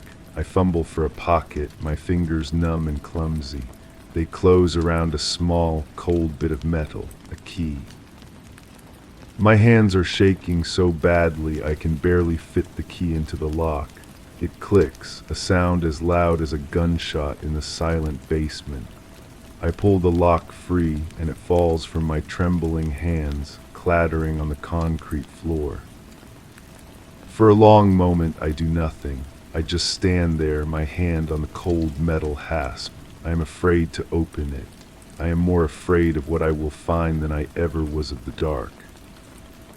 "Please," the voice says, so softly I can barely hear it. I take a breath, the damp, metallic air filling my lungs. I pull the door open. A sliver of pale gray light from a high, grimy window falls into the small space. It illuminates a figure huddled on the floor, knees drawn to its chest. It is a woman. Her hair is matted, her face smudged with dirt, but I know her. I know the shape of her eyes, the line of her jaw. She looks up at me, and I am staring into the mirror. She is mine. And she holds in her hand a small silver locket, catching the faint light, the source of the glint. The locket is cold against my palm as she presses it into my hand. Her fingers are thin ice gold. I can feel the delicate engraving on its surface, a pattern of leaves I know by heart. I've beheld this before. I've worn it. "You forgot," she says, and her voice is my voice, but worn thin and ragged at the edges. "You forgot everything. You locked the door and you put away the key and you forgot." I can only stare, my mind screaming a silent denial. This is a dream, a nightmare. I will wake up, but the cold of the locket is real. The grit on the floor under my feet is real. The smell of her of us unwashed and afraid is devastatingly real. "I don't understand," I whisper, the words tearing from my throat. "The accident," she says, and her eyes are deep pools of a tiredness I feel in my own bones. "It wasn't an accident. You saw the glint, the sun on the knife. You saw it in his hand." A jolt like lightning sears through my mind. The kitchen window, the square of darkness, the high, hot sun on my neck, and inside in the cool gloom an argument, a raised voice that was not mine, and the glint, not a clean pane, a blade. "He was going to hurt her," my other self says, her voice a hollow echo in the small space. You ran inside, you fought him. The clock was so loud, it was the only sound after." The memory doesn't come back as a picture, it comes as a feeling, a shocking, jarring impact up my arm, the heavy, labored tick of the clock, the smell, the copper penny smell, so much stronger than before, filling the kitchen, filling the world. You couldn't stay, she continues, her gaze fixed on mine, holding me captive. So you claimed, and you put everything away. You put me away. You made the house perfect again. You made yourself forget. You became the person who lived upstairs, the one who only remembered the waiting, the fear, not the reason for it. The locked drawer, the well-oiled hinges, the cold coffee that wasn't mine, they weren't signs of an intrusion. They were my own actions, my own frantic cover-up, turned into mysteries by a mind that refused to hold the truth. The police, I breathe, remembering the young officer with his shiny boots. They asked the right questions, she says. You gave the wrong answers, answers you believed. You had to believe them. I look down at the locket in my hand. My thumb finds the catch and presses it. The tiny door springs open. Inside is not a picture, but a tiny, dried forget-me-not, its blue faded to a pale gray, a flower from the garden, from the day I planted them with her, my mother. The truth is not a shadow anymore. It is a solid, terrible weight. The glint was not a keyhole. It was the last thing I saw before I decided to break myself in two. One part to do what had to be done, the other part to live in the quiet, empty house afterward. She shifts and the chain around her ankle rattles against the concrete. I fastened it. I brought the padlock down here.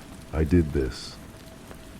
I'm so sorry, I say, the words meaningless against the enormity of what I've done. She just looks at me with my own eyes and offers a sad, broken version of my own smile. It's time to remember, she says. It's time to let me out. From upstairs, the clock begins to chime the hour. Its tone is clear and certain, cutting through the basement's gloom. It is not a frantic sound anymore. It is a summons. I reach for the cold chain, the key still clutched in my other hand. The metal is heavy, real. The first chime rings out, and I know it is counting down to something I can no longer escape. The key feels small and absurd in my hand, a flimsy piece of metal against the thick, cold links of the chain. My fingers are numb, clumsy. I fumble, the key scraping against the shackle. From upstairs, the clock continues its measured chime. 3, 4. The other me watches, her eyes holding a patience I have never possessed. She has had nothing but time. 5, 6. The key slides home. I turn it. The lock mechanism grinds, resisting, then gives with a dull, metallic clunk. 7. The chain goes slack in my hands, heavy and dead. 8. I pull the chain free. It falls to the floor with a sound that seems to swallow all others. She unfolds herself slowly, stiffly, rising to her feet. She is my height, my mirror, but she moves with the careful deliberation of someone relearning how to inhabit their body. 9. We stand facing each other in the dim basement light. The air hums with a silent exchange, a torrent of memories and emotions that are not being spoken but felt. The clean, ordered house upstairs feels like a distant dream, a lie I constructed room by room. 10. She reaches out and takes my hand. Her skin is no longer cold. It is the same temperature as mine. A shudder runs through me, a collapsing of a wall I didn't know was there. The memory of the knife, the sun, the terrible silence after the clock's last tick, it isn't a nightmare anymore. It is my history. It is our history. 11. I remember, I say, and the voice is ours, unified, whole. She nods, and a single tear traces a clean path through the grime on her cheek. It's time to go up, she says. We turn together toward the stairs. The basement door is still open, the hallway beyond a tunnel of shadows. The clock has fallen silent. The house is waiting. We climb our steps in unison on the creaking wood. We do not let go of each other's hand. We emerge into the hallway. Everything looks the same. The tidy runner, the pictures on the wall, the clean smell of lemon polish. But it is all different. I see the history written in every surface. The lighter patch on the wall where a photograph of him used to hang. I I took it down.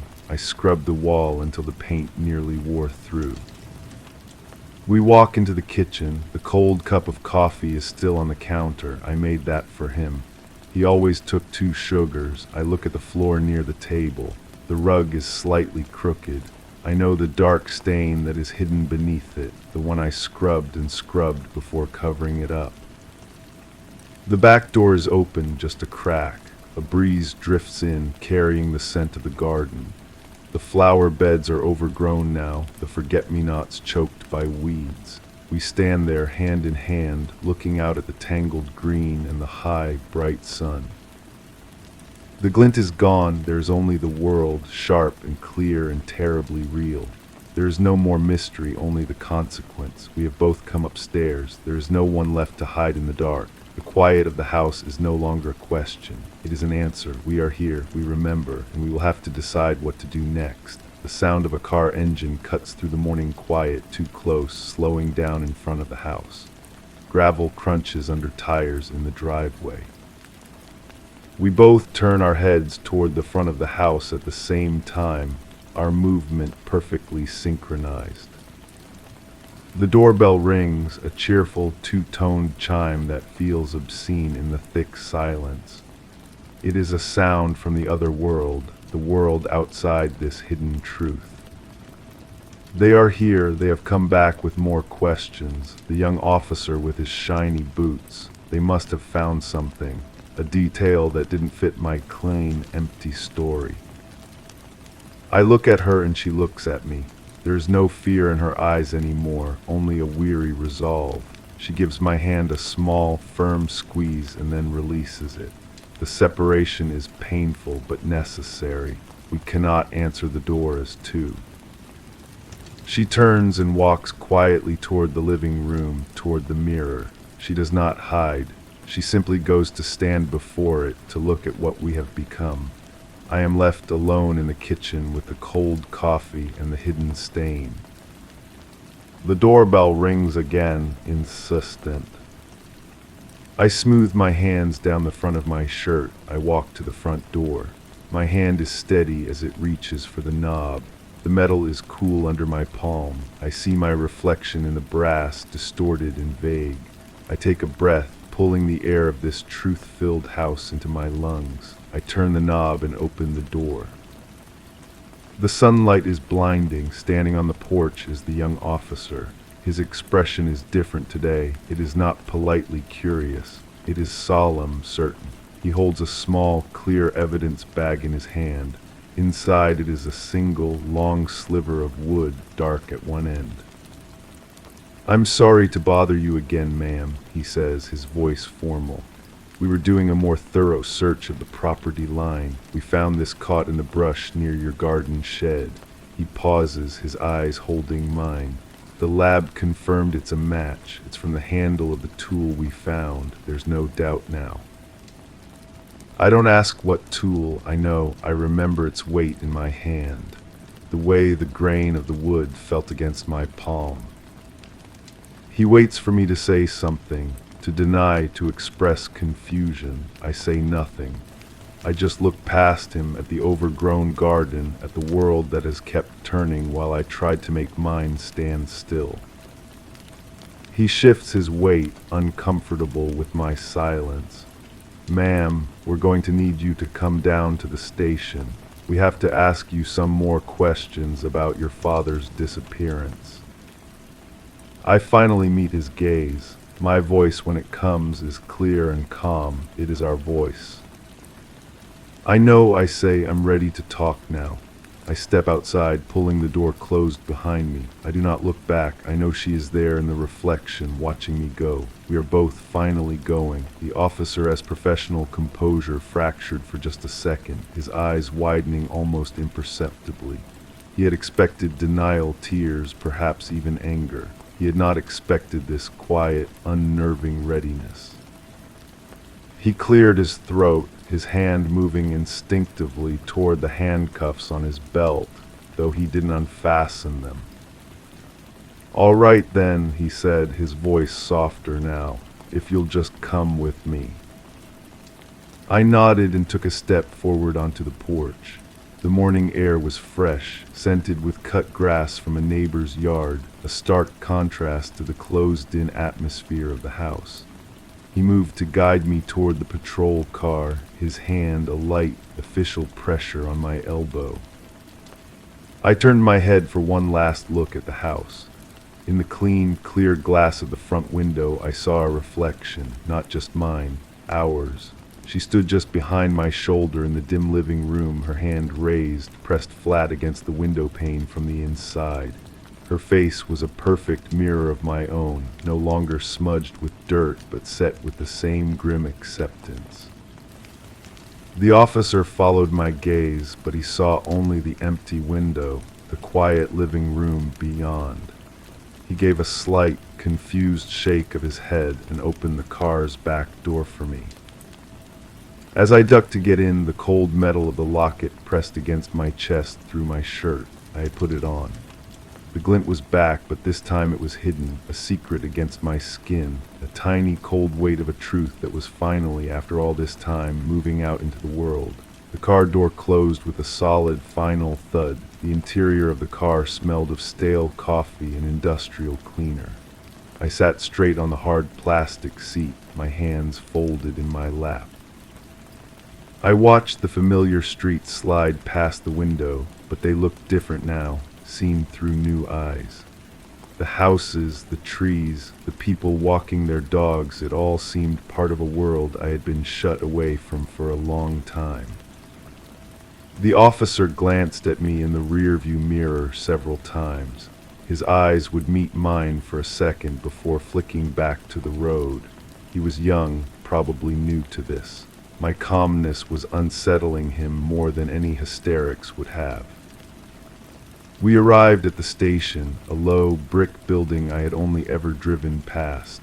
He opened the door for me and led me inside. The fluorescent lights buzzed overhead, casting a harsh, shadowless light on everything. The air was cool and smelled of photocopier toner and old paper. He took me to a small, plain room with a table and 2 chairs. He offered me a cup of water, which I refused with a quiet shake of my head. He left me there, closing the door with a soft click. I knew it wasn't locked. There was no need. I wasn't going anywhere. I sat and waited. I could feel the presence of the other me, not as a separate entity anymore, but as a settled weight in my chest, a deep and certain knowledge. The locket was a cool circle over my heart. After a few minutes, the door opened. The young officer came in with an older man, a detective with a tired face and sharp eyes that missed nothing. "Ma'am," the detective said, sitting down across from me. He placed a file folder on the table but didn't open it. "My colleague tells me you're ready to talk." I looked from his weary face to the young officer's anxious one, and then to my own reflection in the 2-way mirror I knew was on the wall. I saw us both there, whole. "Yes," I said, my voice was clear in the small, quiet room. I remember what happened to my father." The detective leaned forward, his elbows on the table. The young officer stood by the door, his notebook already out. The air in the room felt heavy, charged with the unspoken. "Start from the beginning," the detective said, his voice low and even. I took a breath. The beginning. It wasn't the argument. It was before that. It was the locket. "It was a Tuesday," I began, my eyes fixed on the smooth, cold surface of the table. He was angry about the bills. He was always angry about the bills. The words came slowly at first, then faster, like a river breaking through a dam. I told them about the shouting, the way my mother's voice had gotten small and quiet. I told them about the glint of the sun on the knife he was holding, not to threaten, but to gesture with a sharp, silver punctuation to his rage.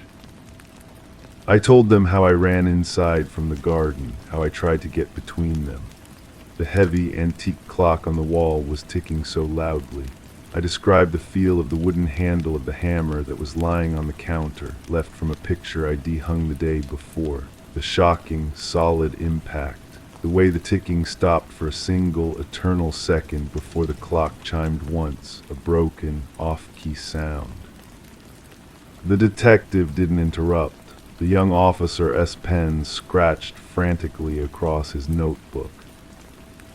I cleaned, I whispered, the admission feeling both shameful and freeing. I put everything away. I put him in the garden near the forget-me-nots. I thought she would have wanted that. I looked up then, meeting the detective's gaze. And then I put myself away too, the part of me that remembered. I locked her in the dark because the truth was too heavy to carry. The room was silent for a long moment. The detective looked down at the file folder. He didn't open it. He didn't need to. "The locket," he said quietly, "your mother's." I nodded, my fingers finding it beneath my shirt. She gave it to me the day she left. He told me she ran away, but I think he knew where she went. I think that's what the fight was really about that day. I think he'd finally found out. The detective stood up, his chair scraped softly against the floor. "Thank you," he said. It was a strange thing to say, but it felt right. "We'll need a formal statement, and we'll need to take you to the location." "I know," I said. He left the room and the young officer remained. He looked at me, and for the first time his expression wasn't one of pity or confusion, but of a somber understanding. The door clicked shut, and I was alone with the hum of the lights and the weight of the truth, finally out in the open where it belonged. There was no going back into the dark. The formal statement took hours. The words became a river, and I let them flow, describing the weight of the hammer, the exact pattern of the kitchen linoleum, the way the dust motes had danced in the shaft of sunlight from the window. The young officer wrote diligently, his hand cramping, but he never stopped. When I was done, my voice was hoarse, and the room felt both emptier and more full than when I had entered. They took me back to the house in a different car, an unmarked sedan. The detective drove, and the young officer sat in the passenger seat. No one spoke. The rain had started, a fine gray drizzle that blurred the world outside the windows. When we pulled into the driveway, the house looked smaller, diminished under the wet sky. A van from the medical examiner's office was already there, and two figures in coveralls stood near the garden shed, their postures professional and grim. "This is it," I thought, "the end of the waiting." The detective turned off the engine. "Are you ready?" he asked, not unkindly. I nodded and got out. The rain felt cool on my face. I led them around the side of the house, past the overgrown flower beds. The forget-me-nots were there, their blue almost gray in the dull light, struggling through the weeds. I stopped at a spot where the earth was slightly sunken, near where the lavender bush had once thrived. "Here," I said, my voice barely a whisper. "It's here." The men with shovels began their work. The sound of metal biting into wet earth was the only sound for a long time. I stood with the officers, watching. I didn't feel afraid. I felt a profound, aching sadness for the girl I was, for the father he had been, for the mother who was lost to us both. Then a shovel hit something that wasn't root or stone. A different sound, a hollow thud. The digging became more careful, more precise. The rain began to fall a little harder, washing the soil from what they uncovered. A tarp, stained and rotten, but still holding its shape. The detective looked at me, a question in his eyes. I gave one final, confirming nod.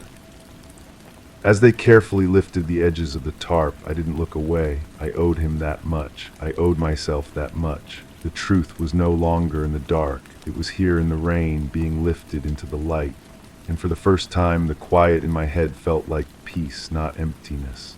The two of us were finally one, and we were finally free. The rain soaked through my clothes, but I barely felt the cold. The two men in coveralls worked with a quiet efficiency, their movements respectful as they exposed more of the tarp-wrapped shape. The detective stepped closer to me, his voice low under the patter of the rain. "You should wait in the car," he said.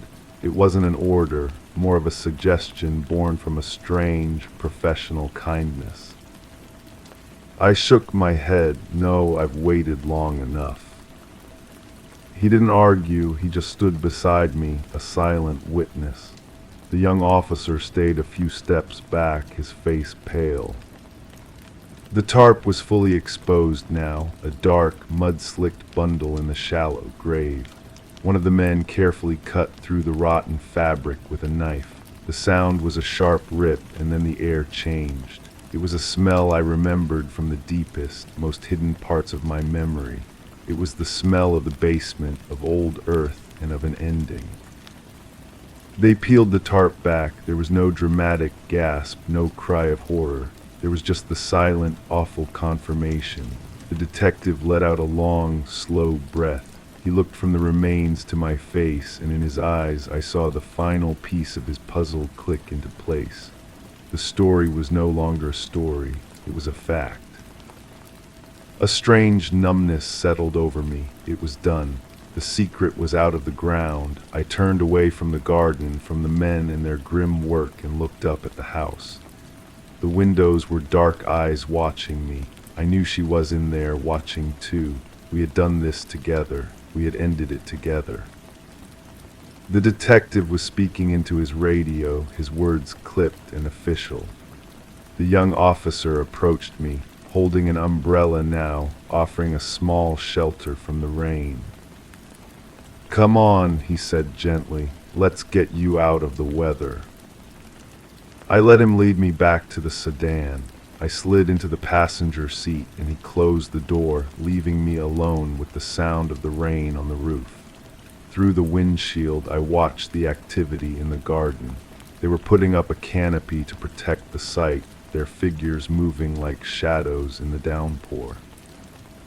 I leaned my head back against the seat and closed my eyes. There were no more memories fighting to get out, no more phantom chimes from the clock.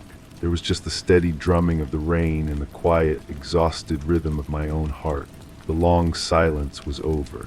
Now there was only the aftermath and whatever would come next. The door opened and the detective got in, bringing with him the smell of damp wool and wet earth. He sat in the driver's seat for a moment, not starting the car, just letting the silence settle between us. The windshield wipers swept back and forth, clearing arcs in the condensation. "It's done," he said finally, his voice rough. "We'll need you to come back to the station for processing." I nodded. I knew what that meant. The drive would not end with me going home. The house was no longer mine. It was a crime scene twice over. He started the engine and backed out of the driveway. I didn't look back. There was nothing left to see. We drove in silence through the rain-slicked streets. The world outside was a blur of gray and green. At the station, the procedures were clinical and slow. They took my fingerprints. They took the locket, placing it into another clear evidence bag. Its tiny, cold weight was gone from my chest, and I felt its absence more than I had ever felt its presence. A woman officer brought me a dry sweater and a cup of sweet, hot tea. The kindness was almost worse than the anger would have been. It was late afternoon by the time I was led to a holding cell. The door clanged shut with a sound of absolute finality. The room was small, with a cot and a sink. The walls were a pale, grimy yellow. I sat on the edge of the cot, the thin mattress sagging under my weight. I could hear the muffled sounds of the station beyond the door, voices, footsteps, the ringing of a telephone. This was the new quiet. It was not the quiet of a hidden truth, but the quiet of a truth that had been spent, its energy gone. I thought of her. I knew she was gone too. There was no one else in my head. There was only me, alone with the memory of what we had done. The partnership was over. The secret was no longer ours to share. It belonged to everyone now, the detectives, the lawyers, the jurors, the people who would read about it in the paper. I lay down on the cot and stared at the ceiling. A single small crack ran across the plaster like a river on a map. I followed its path with my eyes until the sounds from the other side of the door faded away, and the only thing left was the steady, metronome-like drip of water from the sink tap. It was not a clock chiming. It was just water marking the slow, steady passage of a new kind of time. The drip from the sink was a tiny anchor in the vast quiet. I counted them not to mark time, but to simply have something to do. 1, 2, 3. The door at the end of the hall clanged open and footsteps approached. They stopped outside my cell. It was the young officer. He held a clipboard and his expression was unreadable. "Your lawyer is here," he said, his voice echoing slightly in the concrete space. He unlocked the door and held it open. "This way." I stood and followed him down a short corridor to a small, windowless room. A woman in a sharp, dark suit stood up from the table. She introduced herself, her handshake firm and brief. The officer left us, closing the door but not latching it. The lawyer sat down, opening a sleek leather portfolio. "I've been briefed on the situation," she began, her voice low and practical. "You've made a full confession. That limits our options, but it doesn't end the conversation. We need to talk about what happens next." I listened as she spoke about arraignments, pleas, and mitigating circumstances. She used words like temporary insanity and years of psychological duress. They were just words. They didn't touch the core of what had happened. I had done a terrible thing for a reason that felt both justified and monstrous. No legal term could ever truly capture that. "I just want it to be over," I said, interrupting her. She looked at me, really looked at me for the first time. Her professional mask softened for a fraction of a second. "It will be," she said, "but it's a process. It will take time." Time, I had spent so much of it trapped in that house with the ghost of a memory. Now I was in another small room, and time was all I had left. The lawyer gathered her papers, promising to return in the morning. The officer led me back to my cell. The door shut again. I lay back on the cot. The drip was still there. 1, 2, 3. I closed my eyes and did not dream of the garden or the clock or the glint of a locket. I dreamed of nothing at all, and for now that nothing felt like a gift. The sound of a key turning in the lock woke me from the blankness. It was the young officer again, holding a tray with a plastic plate and a cup of water. He placed it on the small shelf by the door. "It's dinner," he said, his voice quieter than before. He hesitated for a moment, as if he wanted to say something else, but then he just turned and left, the lock engaging again with a heavy click. I sat up and looked at the food, a sandwich, an apple, a bag of chips. I wasn't hungry, but I drank the water. It was warm and tasted faintly of chlorine. The apple was waxy and red, a perfect, fake-looking thing. I held it in my hand, feeling its solid weight. It was real. This was all real. The hours stretched. The sounds of the station gradually changed. The phones rang less. The footsteps in the hall became fewer and farther between. The night shift had settled in. The fluorescent light in my cell hummed incessantly, a sound that was starting to feel like it was inside my own skull. I thought about the lawyer's words, a process, time. I tried to imagine a courtroom, a judge, a jury of strangers hearing my story. I tried to imagine a different small room for a much longer stretch of time. The thoughts were vague and slipped away before they could fully form. My mind felt scraped clean, too tired to project into a future I couldn't see. I focused on the present, the scratchy wool of the blanket, the cold of the concrete floor under my thin shoes, the constant low hum of the light. These were the facts of now. This was what I had chosen when I chose to remember. It was a harder silence than the one in the house, but it was honest, and in its own way that honesty was a relief. There were no more shadows in the corners of my mind, just the flat, bright light of what was true. Story 4. The apartment entry was found unsecured at 21:15 hours. Entry showed no signs of forced manipulation. Lock mechanisms remained undamaged and intact. Contents appeared undisturbed, furniture aligned as per usual, appliances inactive and electronics in standby mode. A solitary shoe was positioned against the baseboard, seemingly detached from its pair. Kitchen counter surfaces were clean, save for a solitary crumb by the sink. The refrigeration unit registered a stable temperature, indicating normal operation throughout the day. A notebook was partially slid under the sofa, unopened.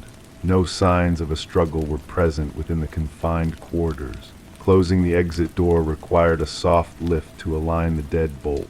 No supplementary keys were issued to residents. Yet, traces of recent occupancy persisted. I was the one who found it. The door was just slightly ajar, a sliver of unnatural darkness against the bright, sterile light of the hallway. My own key was cold in my hand, an object made suddenly useless. I pushed the door open, and the silence that rushed out to meet me was a physical thing, thick and heavy. It was the silence of a vacuum, of a space where sound had recently been and had been abruptly, completely removed. My first breath inside was a mistake. The air was wrong. It carried the faint, metallic scent of ozone, like the air after a lightning strike, but underneath that was something else, something sweet and cloying. It was the ghost of a perfume I knew, but it was off, as if it had soured on the skin of the person who wore it. I stood there in the entryway, my heart a frantic drum against my ribs, and I listened. The hum of the refrigerator was the only sound, a low, steady vibration that seemed to mock the quiet. Everything was in its place. The sofa cushions were plump and even. The magazines on the coffee table were fanned out in a perfect arc. It was a museum exhibit of a life, a diorama of normalcy, but it was too perfect. It was the kind of order that comes not from tidiness, but from a meticulous, almost violent act of rearrangement. My eyes kept drifting back to that single shoe by the baseboard. A loafer, polished and worn. It was not placed there, not dropped. It was positioned, its toe pointing toward the center of the room like a compass needle, seeking a truth I couldn't see. I moved through the space as if walking on glass. My fingertips brushed the back of the sofa, the fabric cool and familiar, and then I saw it, the corner of the notebook peeking out from the shadows beneath. I knelt, the floorboards cold through my trousers, and pulled it free. It was a simple, black-covered journal, the kind sold in packs of 3. It felt heavy with secrets. I did not open it, not then. I placed it on the coffee table and continued my inspection, a slow orbit around the room. The kitchen was a study in stainless steel and clean lines. The solitary crumb by the sink was a tiny, brown anomaly. I leaned close. It was a crumb of coffee cake, the kind with the thick cinnamon streusel topping. We never bought coffee cake. The thought was a small, cold stone in my gut. Bedroom door was closed. I pressed my ear against the painted wood and heard nothing but the frantic pulse in my own ear. The doorknob turned without a sound. The room was dark, the blinds drawn. The bed was made with military precision, the corners sharp, the comforter smooth and unblemished. But the air here was different. The sweet and sour perfume was stronger, and it was layered over something else, something dry and ancient, like old paper and dust. It was the smell of fear, I realized later. Fear has a scent, and it lingers. I retreated, closing the door softly, a barrier against that oppressive air. Back in the living room, the notebook on the table seemed to pulse with a dark energy. My hand trembled as I finally reached for it. The pages were filled with a handwriting I knew intimately, but the words were not her own. They were quotes, lines of poetry, snippets of conversations, a line from a film we'd seen. A phrase I'd used once, months ago, about the light in the afternoon. It was a collection of fragments, a mosaic of a shared life. It should have felt loving. It felt like being watched. Then a page near the end. The writing was different, hastier. The pen had pressed so hard it had nearly torn through the paper. It was a list. Drain cleaner. Light shift. The sound of the deadbolt, it always sticks. You have to lift it. My blood went cold. The deadbolt. The report said the door required a soft lift to align, a detail known only to those who lived here, to us. I read the last item on the list over and over, the words blurring. I know it was you. The air left my lungs. I could hear the blood roaring in my head. I know it was you. The accusation was a hook in my chest, pulling me backward through time. I saw argument, voices raised then suddenly lowered, a slamming door, the sound of the deadbolt engaging, a lift and a click, my own hand on the lock. But which side of the door was I on? A memory, sharp and sudden, standing in this very room, my back to the door, listening to footsteps retreat down the hall. The taste of anger, coppery and hot in my mouth, the crushing weight of a silence I had created. Another memory, softer, elusive, a hand on my arm, a voice pleading, the smell of that same perfume, fresh and floral, which came first, which was real. My own history was shifting under my feet, sand in a tide. I looked at the shoe, I looked at the crumb, I looked at the perfectly aligned furniture. This wasn't a scene left behind. It was a message, a carefully constructed narrative, the unforced entry, the undisturbed contents, the single-placed shoe, the forgotten crumb of a food we didn't eat. It was all pointing to a story of a simple departure, a walking away. But the notebook, with its damning, intimate knowledge, pointed its finger directly at me. She knew I would be the one to find this. She knew I would notice the details, that I would piece it together. She knew I would understand that the absence of a struggle is not the same as the absence of a crime. The greatest violence is sometimes the one that leaves no mark, the one that unfolds in the quiet spaces between words, in the things that are taken, the trust that is dismantled. She had staged the aftermath of a vanishing to reflect the reality of our relationship. Everything appearing normal on the surface, everything rotten and broken underneath. I never heard from her again. There was no body, no evidence, no closure, just an open case file and a life suspended in a state of perpetual questioning. I am the sole resident of the apartment now. I keep everything exactly as I found it that evening. The shoe remains by the baseboard. The crumb, sealed in a plastic bag, sits in a drawer. The notebook is on the table. Sometimes in the deep silence of the night, I try to remember her face. I try to recall the sound of her laughter, but all I can see is the list. All I can hear is the soft, precise click of the deadbolt. The question is no longer where she went or even why.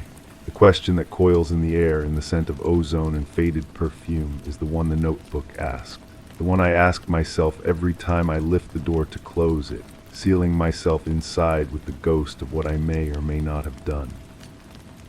I know it was you. But I truly don tea, and that is the most unsettling thing of all. The hum of the refrigerator changed. It was a subtle shift, a slight distortion in its pitch that I felt in my teeth more than heard. I froze, my hand still hovering over the closed notebook. The sound deepened, warping from a steady hum into a low, discordant groan. It was the kind of sound a machine makes just before it dies, a final mechanical sigh. Then it stopped. The silence that rushed back in was absolute, a vacuum that sucked all the air from the room. My own breathing was too loud, a ragged intrusion in the perfect quiet. I stared at the kitchen doorway, at the slice of darkness beyond. The refrigerator had been running normally moments before. I had noted its stable temperature, its normal operation. Now it was dead. I should have gotten up. I should have walked to the kitchen, opened the door, felt for the cold, seen the little light had gone out, but I couldn't move. My limbs were leaden, locked in place by a dread that was no longer abstract. The apartment felt different. The air was thicker, colder.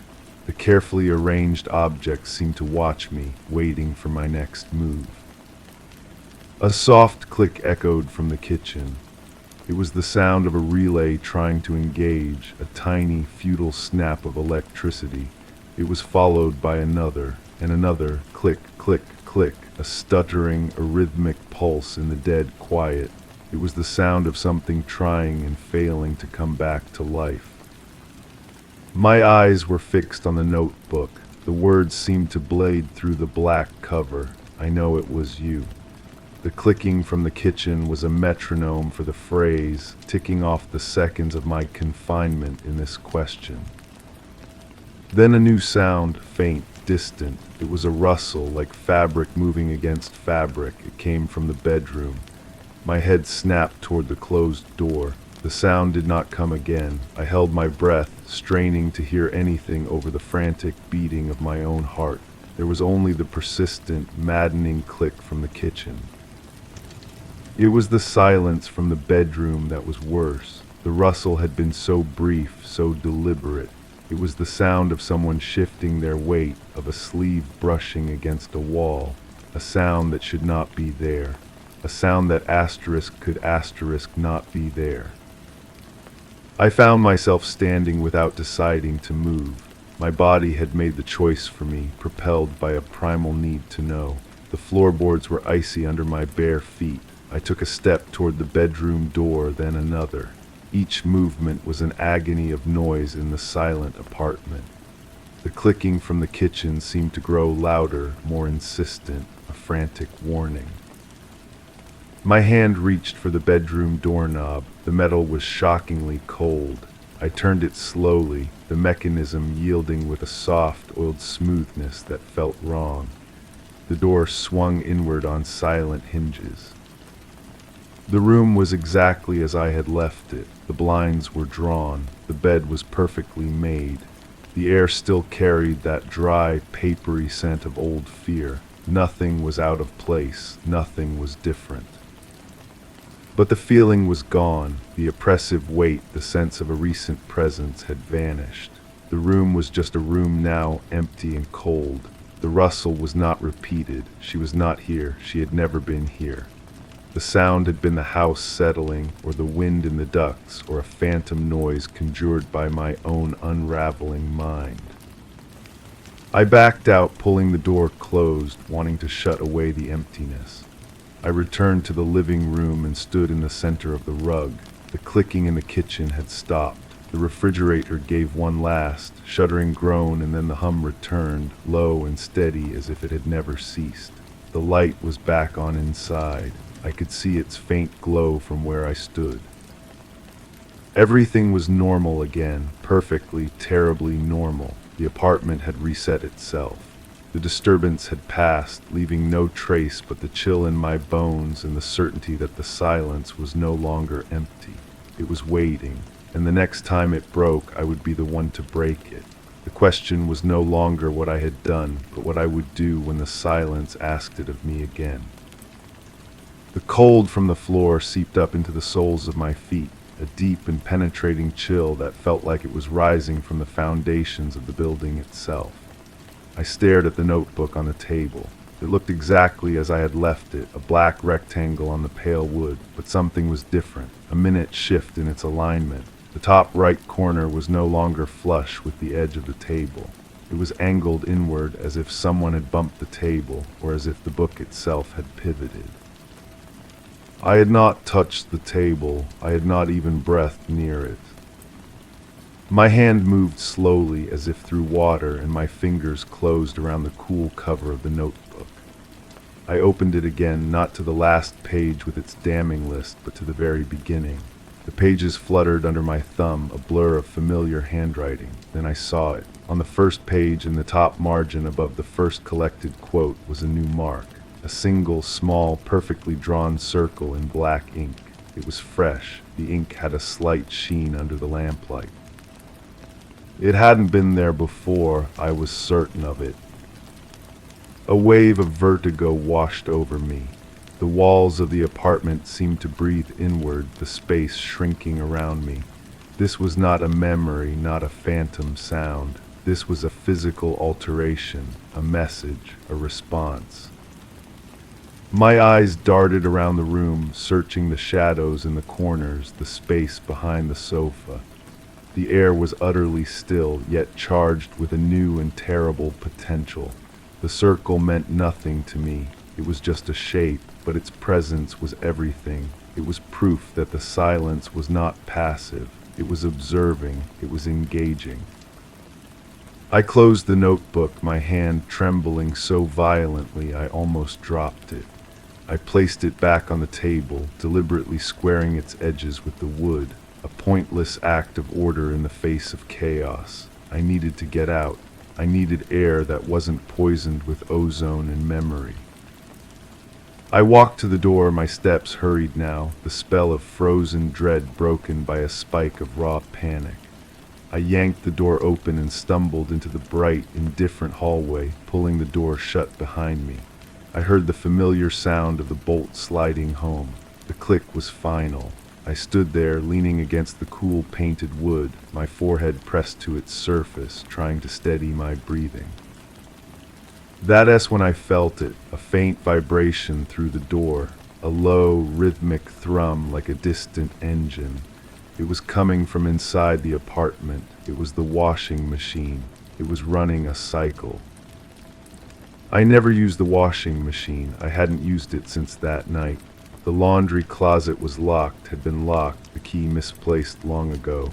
I fumbled for my own keys, my fingers numb and clumsy, and found the small, tarnished key for the deadbolt. I inserted it, turned it. The lock resisted for a second, then gave. I pushed the door open. The sound was louder now, the heavy chugging and sloshing of a machine filled with a full load. The light in the hallway was on. I never leave that light on. I walked, compelled forward by a horror that was now cold and clear, toward the laundry closet. The door was ajar. The key was in the lock from the inside. I stood in the doorway and watched the machine through its round window. Clothes tumbled in a slow, dizzying circle behind the glass. A dark sweater, a pair of jeans, a flash of floral print, her clothes, the clothes she was wearing the last time I saw her. They were clean and wet, spinning in a loop that had no beginning and no end. The machine had been empty. I had checked it. The closet had been locked. The cycle ended. The machine shuddered to a halt. The lock on the door clicked open with a sound that echoed in the small space. I did not move. I could not move. I could only watch as the door of the washing machine swung slowly open on its own, revealing the damp, tangled contents within. The sweet and sour scent of her perfume, fresh from the wash, bloomed into the air, overwhelming and undeniable. The apartment was not just asking a question anymore. It was giving me an answer. It was waiting for me to take the next step, to reach into the drum and pull the past out, wet and heavy and real. The smell was the worst part, that cloying sweetness mixed with the clean, artificial scent of detergent. It was a violation of time, a smell that should have been gone forever, now poured fresh into the present. My hand reached out, seemingly of its own will, and plunged into the damp tangle of fabric. The clothes were cold, heavy with water. My fingers closed around the sleeve of the floral blouse, the one I had bought for her birthday. The material felt real, solid. I pulled the entire load out, the weight of it surprising me, and let it fall into a sopping heap on the floor. Water darkened the hardwood, spreading in a dark stain around my feet. I knelt, the wetness seeping through the knees of my trousers, and began to sort through them, my movements frantic, desperate. Each item was a piece of a ghost. The dark sweater, the jeans, underthings, all of it was here, exactly as she had last worn them. But they were wrong, they were too clean. There was no sign of wear, no faint smudge of dirt, no lingering scent of the day. It was as if they had been taken from her body and immediately placed in this machine, waiting for this moment to complete their cycle. My hands were shaking, my breath coming in short, sharp gasps. I was looking for something, anything, a clue she might have left, a reason for this impossible laundry. My fingers brushed against the hard, small button of the jeans. It was undone. I fumbled with the pocket, my wet fingers slipping on the wet denim, and found the small front pocket. Something was inside. a slip of paper folded over and over into a tight, damp square. I pried it open carefully, the paper threatening to tear. The ink had run in places, blurring the words into blue Rorschach stains, but the message was still clear. It was her handwriting, but not the careful script of the notebook. This was hurried, scared. "You were right to be afraid," it read. "It wasn't me you let out, it was you who let it in. The silence isn't empty, it's watching, and it learns." A cold deeper than the water on the floor shot through me. I looked up from the note, my eyes scanning the empty apartment. The door to the laundry closet was still ajar. The hallway light was still on. Everything was as I had left it moments before, and yet everything was different. The air hummed with a new, silent tension. The note wasn't just a message from the past. It was a warning about the present. The thing in the silence had done more than replicate her clothes. It had replicated her fear. It had learned her handwriting. It was not just showing me what happened. It was telling me what was happening now. I looked at the heap of wet clothes, at the water stain on the floor, and I knew. The apartment was no longer a crime scene. It was a living thing, and I was trapped inside its belly. The game had changed. The question was no longer what I had done. The question was what it wanted me to do next. I stood up, my wet clothes clinging to me, the note crumpled in my fist. The silence felt heavy, expectant. It was waiting for my reaction. I backed away from the laundry pile, my eyes darting toward the front door. Escape was a primal urge, a scream in my nerves, but my feet wouldn't move toward it. Instead, I found myself walking back to the living room, drawn to the notebook like a moth to a flame. I had to see, I had to know if it had changed again. The notebook lay exactly where I had left it, perfectly squared on the table. My hand, still damp, reached for it. I opened it, the pages sticking together slightly from the moisture on my fingers. I flipped past the first page with its fresh, inked circle. I turned page after page, the collected fragments of our life blurring together until I reached the end. The list was there, the harsh, angry writing about the drain cleaner, the late shift, the deadbolt. But below it, in the same desperate hand that had written the note in the jeans, was a new line. The ink was wet, smudging under my thumb as I touched it. "You're still not listening. Look in the mirror." A jolt like a live wire went through me. My head snapped up. Across the room, on the wall by the entrance to the hall, was a small, decorative mirror. I never used it. I avoided it. My own reflection had become a stranger's. I walked toward it, each step an effort of will. The floor seemed to tilt under me. The air grew colder with every inch I closed between myself and the glass. I could see myself approaching in its oval frame, my face pale, my eyes wide with a fear I could no longer hide. I stopped in front of it, my breath catching in my throat. My reflection stared back, a perfect mimic of my own terror, and then it smiled. It was a small, cruel twist of the lips that my own face did not make. Its eyes, my eyes, held a knowledge that was not mine, a cold, ancient amusement. I stumbled backward, my heart hammering against my ribs. The reflection's smile widened, and then it slowly raised its hand, my hand, and pointed a finger past me, deeper into the apartment, toward the bedroom. The image held for a second longer, then snapped back to normal. I was just me again, pale and terrified, alone in the mirror. But the command hung in the air, more real than anything else in the room. It wasn't a memory. It wasn't a staged clue. It was a direction. The bedroom, it wanted me to go back to the bedroom. I turned, my body moving with a numb obedience. The door was still closed. I placed my hand on the knob. It was warm this time, almost feverish. I turned it and pushed. The room was different. The bed was unmade. The covers were thrown back as if someone had just risen from it.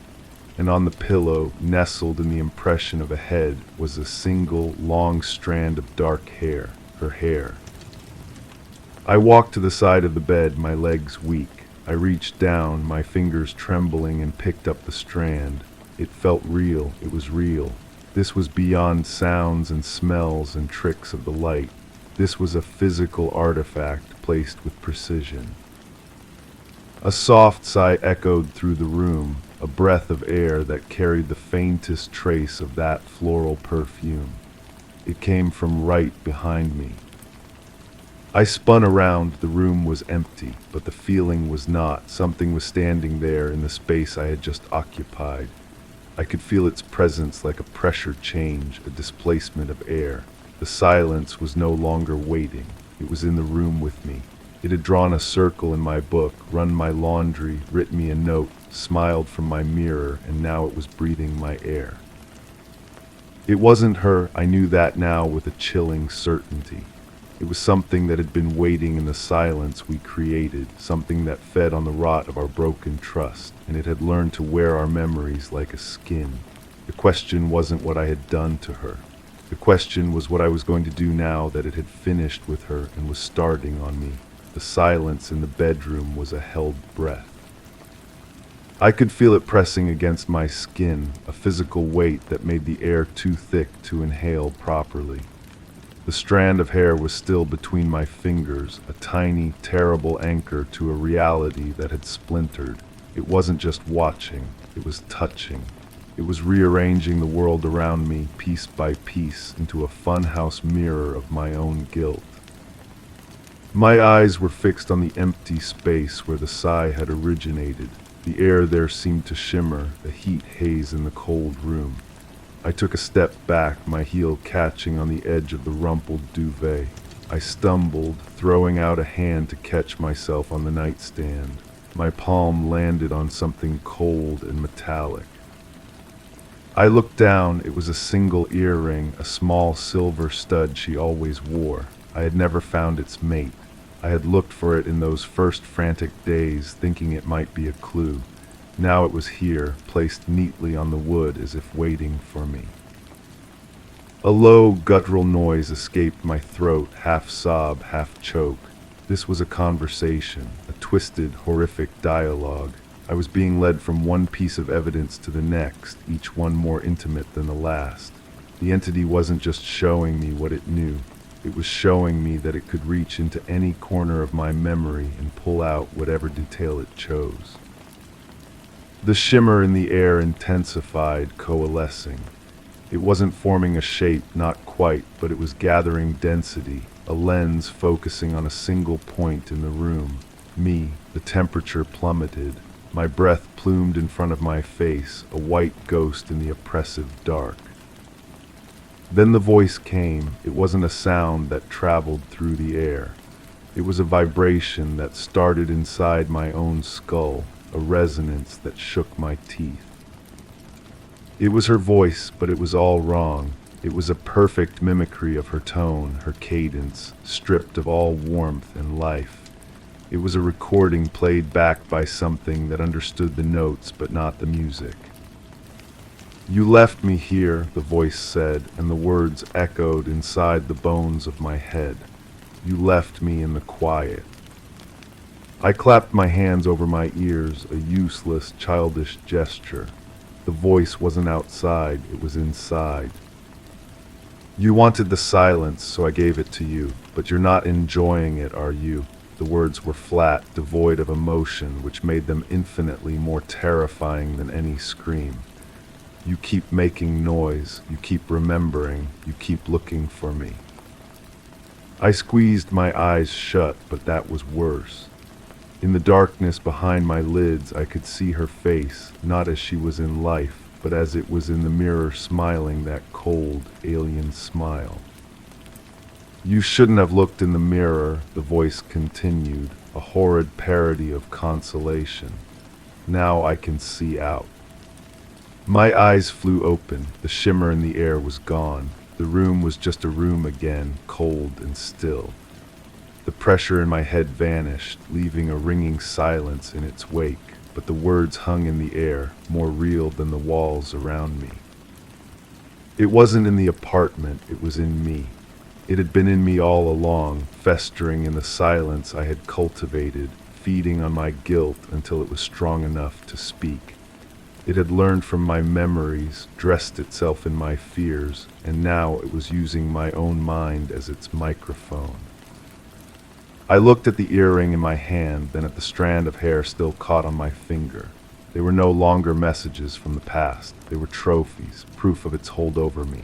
The game was over. The interrogation had begun, and I was both the witness and the accused. The only question left was what verdict it would deliver and what sentence I would be forced to carry out. The cold in the room began to recede, but it left a different kind of chill in its wake, one that was internal and permanent. The entity had finished speaking, and in the void its words left behind, a new understanding settled over me, cold and heavy as a stone. This was not a haunting, it was a possession. The silence wasn't a place it inhabited, it was the thing itself, and it had found a home in the quiet spaces of my own mind. A strange calm descended upon me. The panic, the trembling, the desperate gasps for air had all melted away, leaving behind a hollowed-out shell. My hands, which had been clenched into white-knuckled fists, relaxed. I opened my palm and looked at the silver earring. It was no longer a token of grief. It was a key. I knew what it wanted me to do. The knowledge didn't arrive in words or images, but as a simple, undeniable impulse like the need to breathe. I turned from the bedroom, my movements smooth and purposeful, no longer my own. I walked back into the living room, past the heap of wet clothes, past the notebook on the table. I went to the kitchen and opened the junk drawer. My fingers bypassed the loose batteries and tangled cords and found what they were seeking, a small, red cardboard box. I took it out and placed it on the counter. The logo was faded, but the words were clear. I slid the box open. Inside, nestled in a bed of white plastic, was a new cylinder of butane, sealed and waiting. My reflection in the dark window over the sink watched me work. I did not look to see if it smiled. I didn't need to. I could feel its approval like a sunbeam on my skin, warm and utterly vile. My hands were steady as they unscrewed the empty canister from the lighter and screwed the new one into place. The click of the plastic threading into metal was the only sound in the apartment. I tested it. A single determined flame leapt to life, blue at the core, yellow at the tips. It was real. It was efficient. With the lighter held firmly in my hand, I walked to the sofa. I sat down. The fabric was rough against my palms. I looked at the notebook on the table, the circle on its first page seeming to pulse in the low light. I looked at the water stain on the floor from the ghost laundry. I waited. I was not waiting for it to stop. I was not waiting for a sign. I was waiting for the command, the final one. It came not as a voice, but as a settling, a completion. The air in the apartment seemed to still into absolute perfection. This was the moment. This was the reason for all of it, the circles, the smells, the notes, the whispers. It had not been torturing me. It had been tuning me, adjusting my frequency until I was perfectly aligned with its purpose. It did not want my confession. It had always known my sins. It did not want my fear. It had fed on that and grown strong. It wanted my participation. My thumb moved to the striker wheel. The entity held its breath. I was its instrument, and the song was almost done. The last note would be pure cleansing fire, and I would be the one to play it. The silence had finally found its voice, and it was mine. The first touch of the flame to the sofa fabric was not an act of destruction, but of creation. It was the final, necessary word in a sentence the entity had been writing for weeks. The polyester blend caught with a soft whump, and a line of fire began to crawl upward, painting shifting shadows on the walls. The heat was immediate and intense on my face. I did not move. I watched the fire grow, mesmerized by its hungry, dancing light. The orange flames consumed the dull beige fabric, and with it, the memory of 1,000 quiet evenings spent in its embrace. The smoke began to curl, thick and acrid, but it did not smell like a house fire. It smelled like her perfume burning, that cloying sweetness turning to ash. The entity was pleased. I could feel its satisfaction as a physical warmth that had nothing to do with the inferno I had just birthed. It was a job well done, a circle completed. A loud crack from the other side of the room made me flinch. The mirror, the glass in the oval frame had splintered into a spiderweb of fractures from the heat. In each broken shard, I saw a sliver of my reflection, and in each sliver, the reflection was still smiling. The fire was spreading faster now, leaping to the curtains, finding the dry wood of the bookshelf. The notebook on the table began to curl at the edges, the ink of its final warning darkening before it vanished into flame. The circle was gone, the list was gone, it was all being erased. Still I sat, the heat was becoming unbearable, the smoke starting to sting my eyes and claw at my throat, but a deeper cold held me in place. This was the design, this was the intended end. The front door was right there. I could still run. I could still save myself from the physical fire. But I could not save myself from what was inside me. The entity had shown me that. It would simply find a new silence to grow in, a new guilt to feed upon. It would follow me. A beam overhead groaned in protest, showering sparks down onto the wet laundry pile. The water sizzled and steamed, and for a moment the floral scent bloomed one last time, a final ghost before it was utterly consumed. The voice spoke again, not in my head this time, but from the heart of the fire itself, a crackling, roaring imitation of her. Stay. It wasn't a command, it was an invitation, an offering of peace. I closed my eyes against the blinding light and the choking smoke. I let the sound of the fire fill the silence that had once been my refuge and had become my prison. I leaned back into the flames and I did not feel the pain. I felt only a profound and terrifying release. The thing that had been growing inside me was finally coming home. The roar of the fire softened, not fading, but changing. It became a chorus, 1,000 whispering voices speaking in unison, and I knew them all. They were every unkind word, every bitter thought, every moment of silence I had ever wielded like a weapon. The flames were no longer just flames. They were the physical form of my own rot, finally exposed and burning bright. I felt the fabric of the sofa give way beneath me, but I did not fall. I was held. The heat was no longer an assault. It was an embrace, the first real warmth I had felt since she left, since I made her leave. The smoke filled my lungs, and with it, a final, chilling clarity. This was not a punishment, it was an absorption. The walls of the apartment blurred and ran like wet paint, the world beyond the flames melting into a meaningless swirl of color. There was no more door, no more window, no more city outside. There was only the fire and the thing that lived within it. The entity was not destroying my prison. It was consuming it, and me along with it. I was becoming part of the silence I had fed. I was becoming part of the watchfulness. The last thing I saw was my own hand outstretched before me. The skin blackened and peeled back, but there was no pain. There was only a profound and endless quiet, settling into the newly hollowed spaces where my bones used to be. The flames closed over my head, and the final whisper was my own, joining the chorus. I am here, I am home, I am the silence that is watching. And I am so very, very hungry. The first one to come was a young man from the building across the street. He was the first to see the smoke, a dark stain against the twilight sky. He stood at his window, phone pressed to his ear, his voice a tiny, frantic vibration in the air. I felt the disturbance he made in the quiet, a ripple of concern that was so sweet, so potent. He was afraid, for me. The irony was a flavor I could now taste. The fire trucks arrived, their sirens screaming, tearing the fabric of the evening. They were loud, clumsy things. They thought they were there to fight the fire.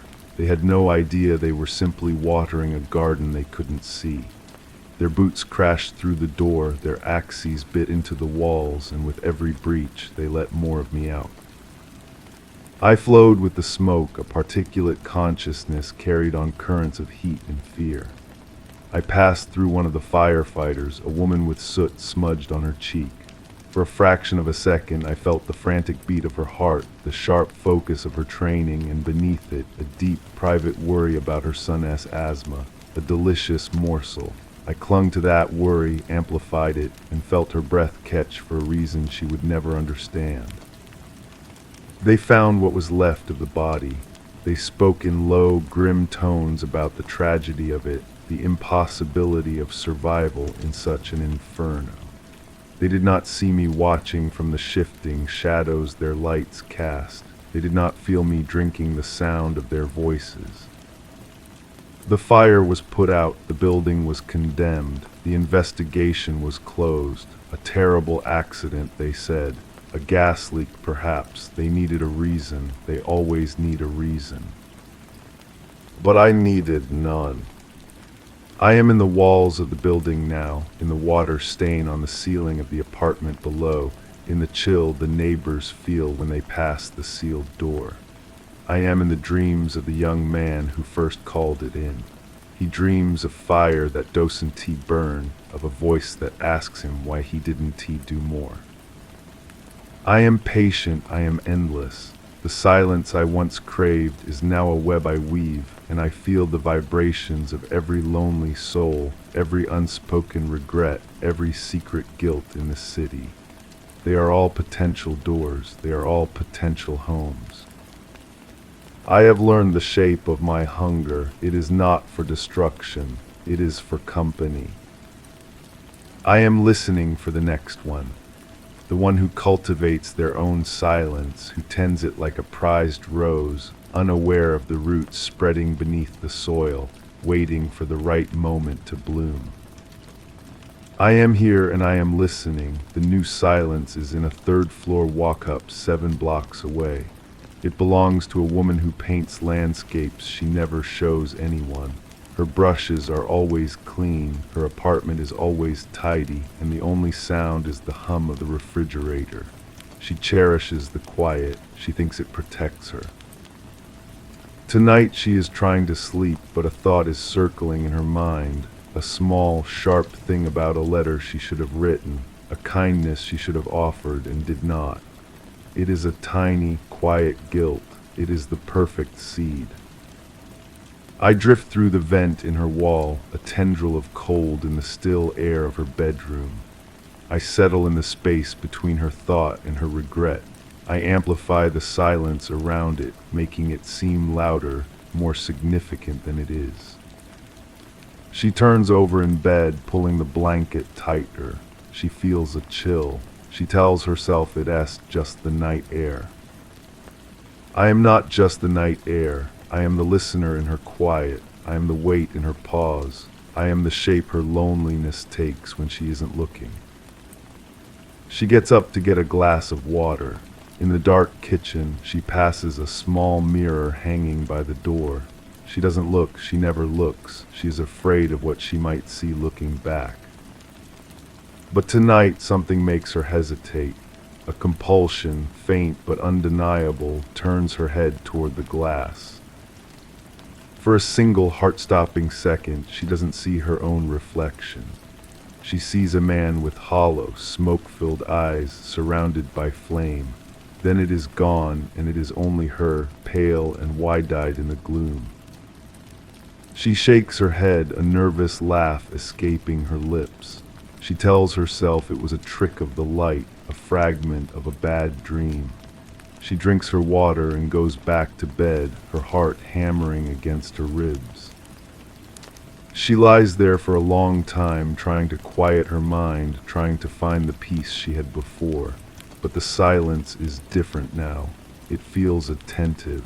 It feels like it's waiting for her to think that thought again to feed it.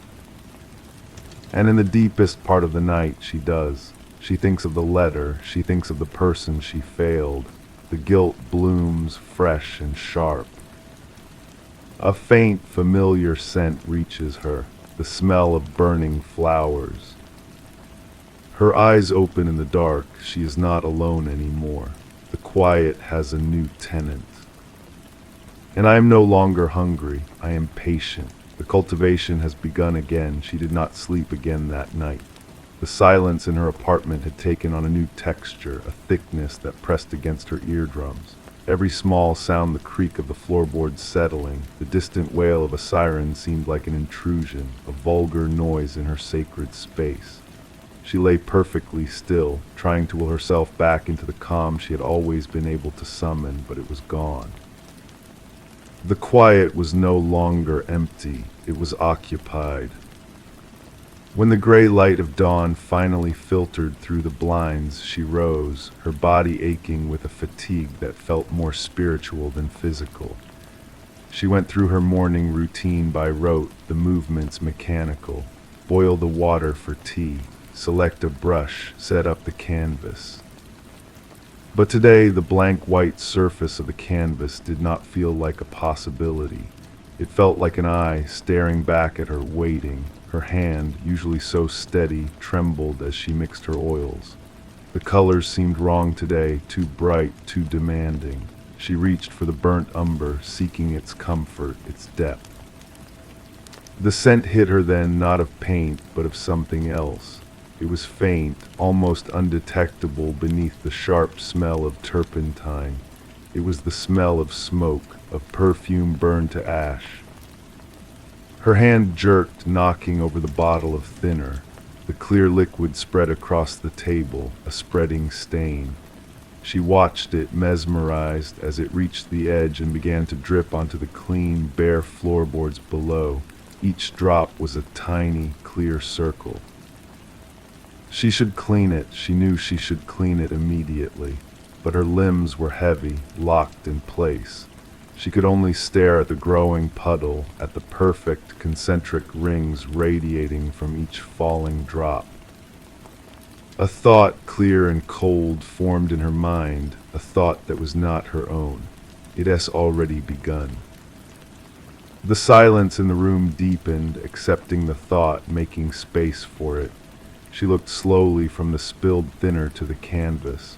Her hand, no longer trembling, reached for a brush. She did not dip it in paint.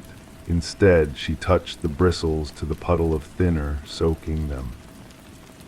She moved to the canvas, her arm moving with a purpose she did not recognize. The wet brush met the primed surface, and she began to draw, not a landscape, not a sky or a tree. She drew a single, large, perfect circle. The thinner diluted the white gesso, leaving a ghostly, translucent ring on the surface. She stared at it, her breath caught in her throat. It was a void, an invitation. From the kitchen, the tea kettle began to whistle, a high, shrill sound that should have been an affront to the quiet. But the silence simply absorbed it, twisted it, made it sound like a scream from a long time ago. She didn't move to turn it off. She just kept staring at the circle on the canvas, understanding with a cold and absolute certainty that her sanctuary had never been hers at all. It had just been waiting for her. And now the waiting was over. Story 5. The surveillance system recorded no anomalies during the initial review period. Entry logs were consistent with previous patterns, with no deviations in access times or frequencies. The kitchen counter featured a single unwashed dish, which was expected given the prior inventory assessment. Ambient noise levels registered within acceptable thresholds, except for a periodic low-frequency hum, undetectable by human ear, originating from an unidentified source. All window locks were engaged, double-checked against last week's settings. The air conditioning unit indicated recent activation prior to the scheduled maintenance check. However, the thermal imaging captured an unexpected heat signature in a vacated room. That is the official report. It is a list of facts, a collection of data points. It does not mention the cold. It does not mention the silence that followed. It is a document that lives on a screen, but my memory lives in the chill of that empty space, in the shape of that warmth left behind on a floor that should have been cold. It was a ghost of a presence, a breath held in the architecture of the house long after the body had departed.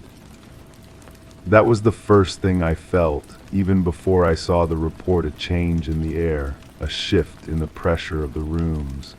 The house was breathing differently. It began, I think, with the humming, not the one the microphones caught, the one too low for me. It was a different sound, a vibration felt more than heard, a resonance in the fillings of my teeth when I woke in the deepest part of the night. I would lie there and try to place it. Was it the refrigerator cycling on, the old wiring in the walls sighing with the cooling of the day? I would get up, my feet cold on the hardwood, and walk from room to room, a sentry in my own home. I would press my ear to appliances, place a palm flat against the plaster. The search always ended at the same place, the door to the room we never used. It was always silent there, just a door and the darkness on the other side. Then there were the small things, a book on the shelf whose spine was ever so slightly more proud than its neighbors, as if it had been recently slid back into place. A faint, unfamiliar scent clinging to the wool of a blanket, not unpleasant, just foreign like ozone after a distant storm. The unwashed dish on the counter. It was mine from a late snack, I knew that. But the way the light caught the glaze of dried milk along its rim seemed accusatory, a deliberate mark left in an otherwise pristine landscape. I began to see intention in the mundane. The pattern of rain on the window became a code. The sequence of lights switching off in the houses across the street felt like a signal. I started reviewing the footage myself, not the automated reports, but the raw feed. I would sit for hours watching the empty rooms. The camera in the hallway had a particular angle, showing a sliver of the unused room S doorframe.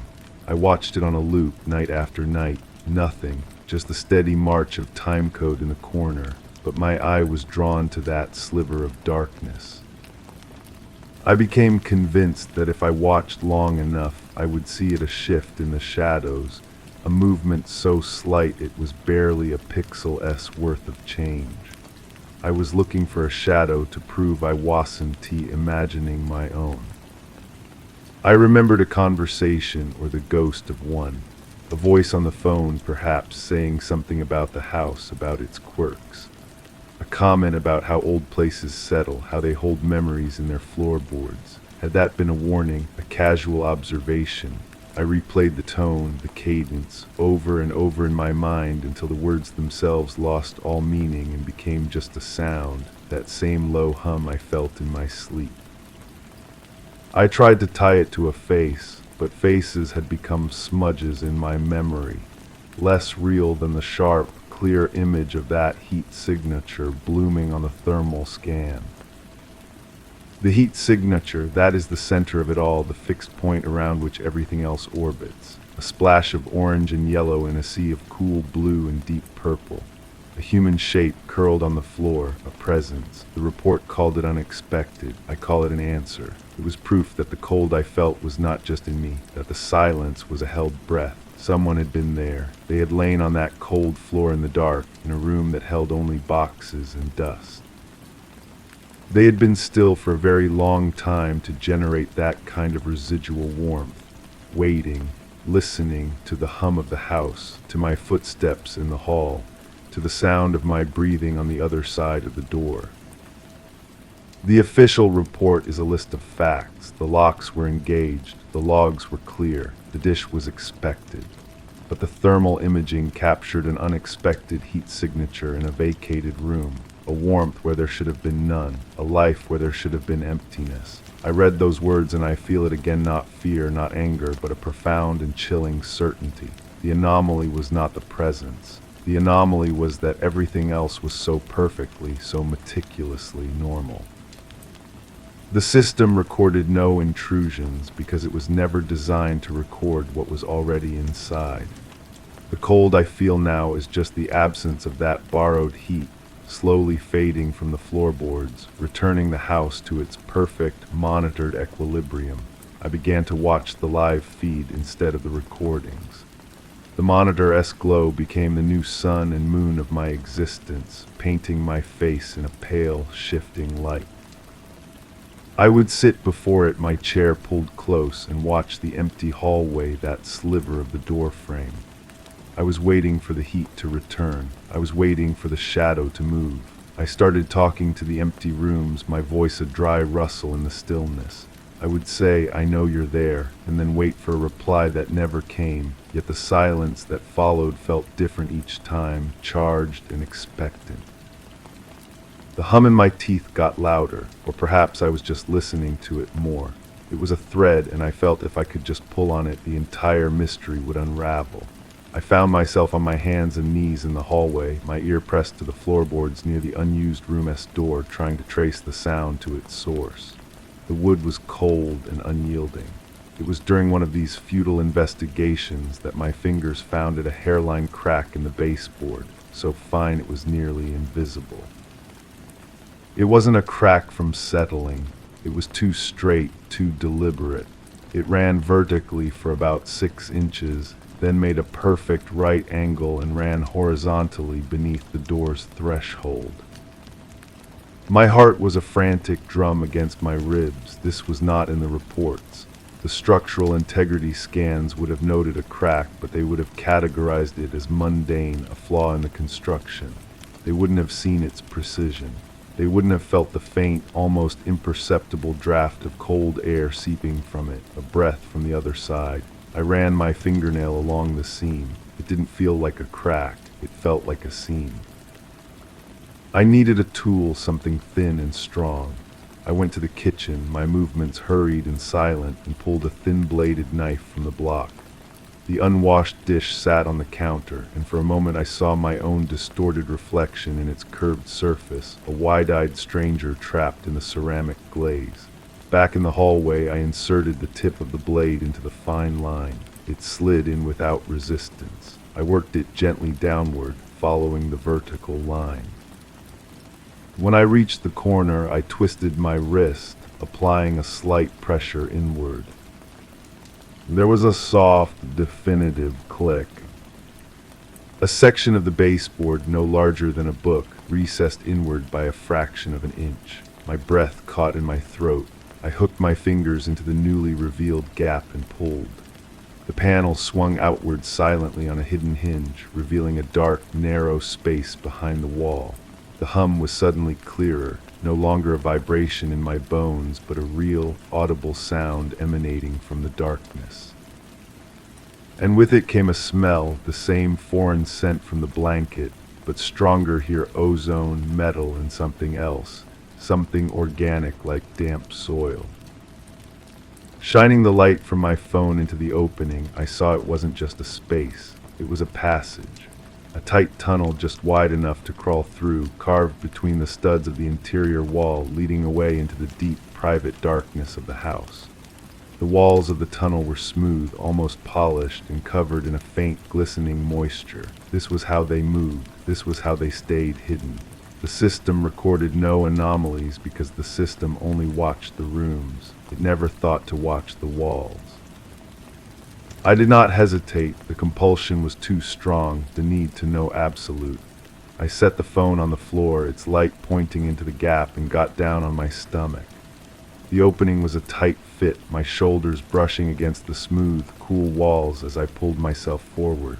The hum was a physical force here, a deep thrumming that seemed to originate from the very center of the house. The air was thick with the metallic, earthy smell, and it was cold, a deep, subterranean cold that seeped through my clothes.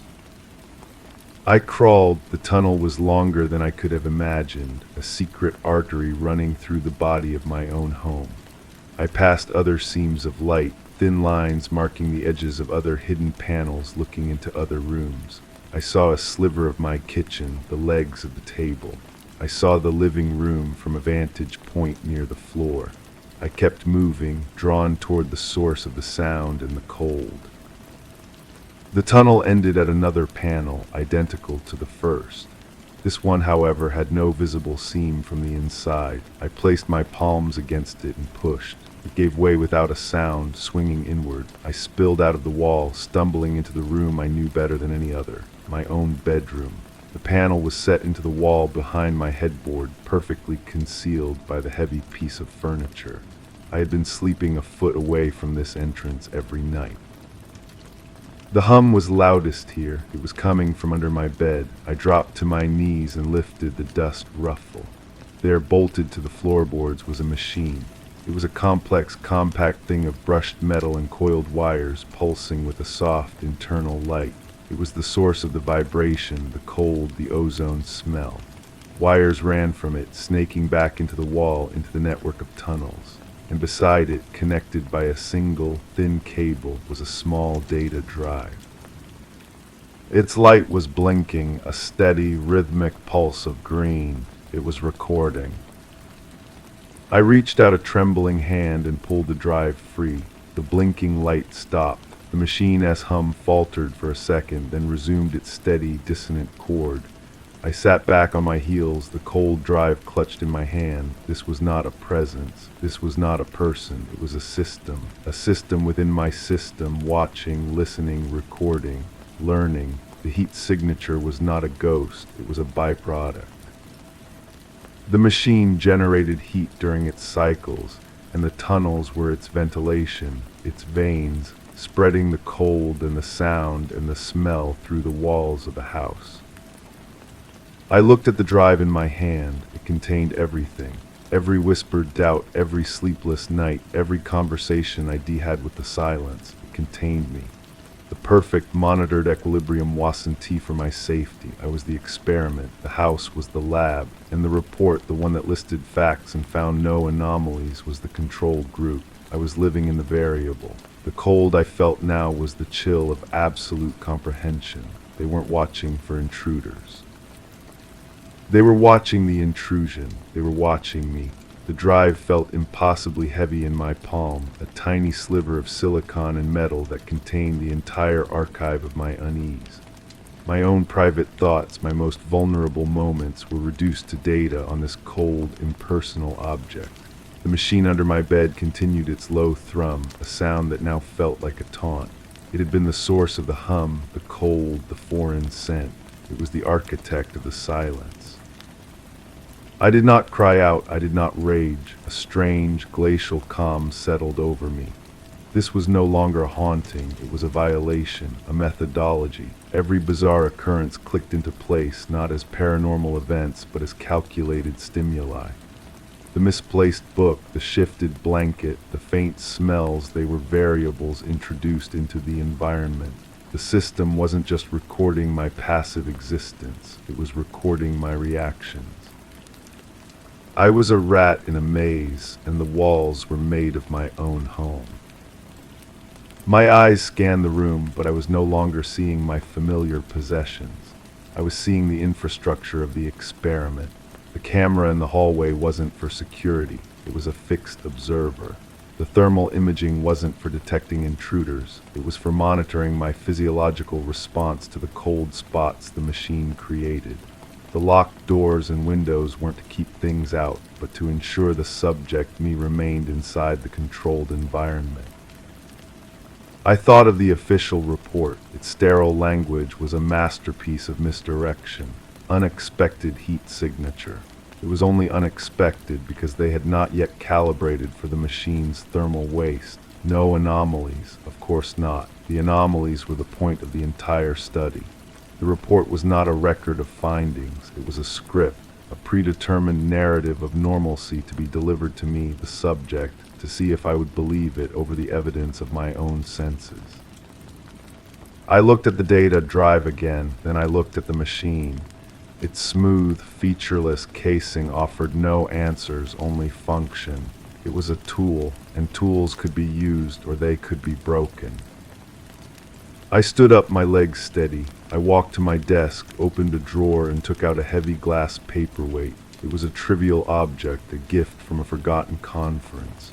Its weight was satisfying in my hand. I walked back to the bed, knelt down, and for a moment I simply listened to the hum. I had spent nights trying to decipher it, to find its meaning. Now I knew its meaning was meaningless. It was just noise. I raised the paperweight high above my head, my muscles coiled. But I did not bring it down. I stopped, my arm trembling with the arrested motion.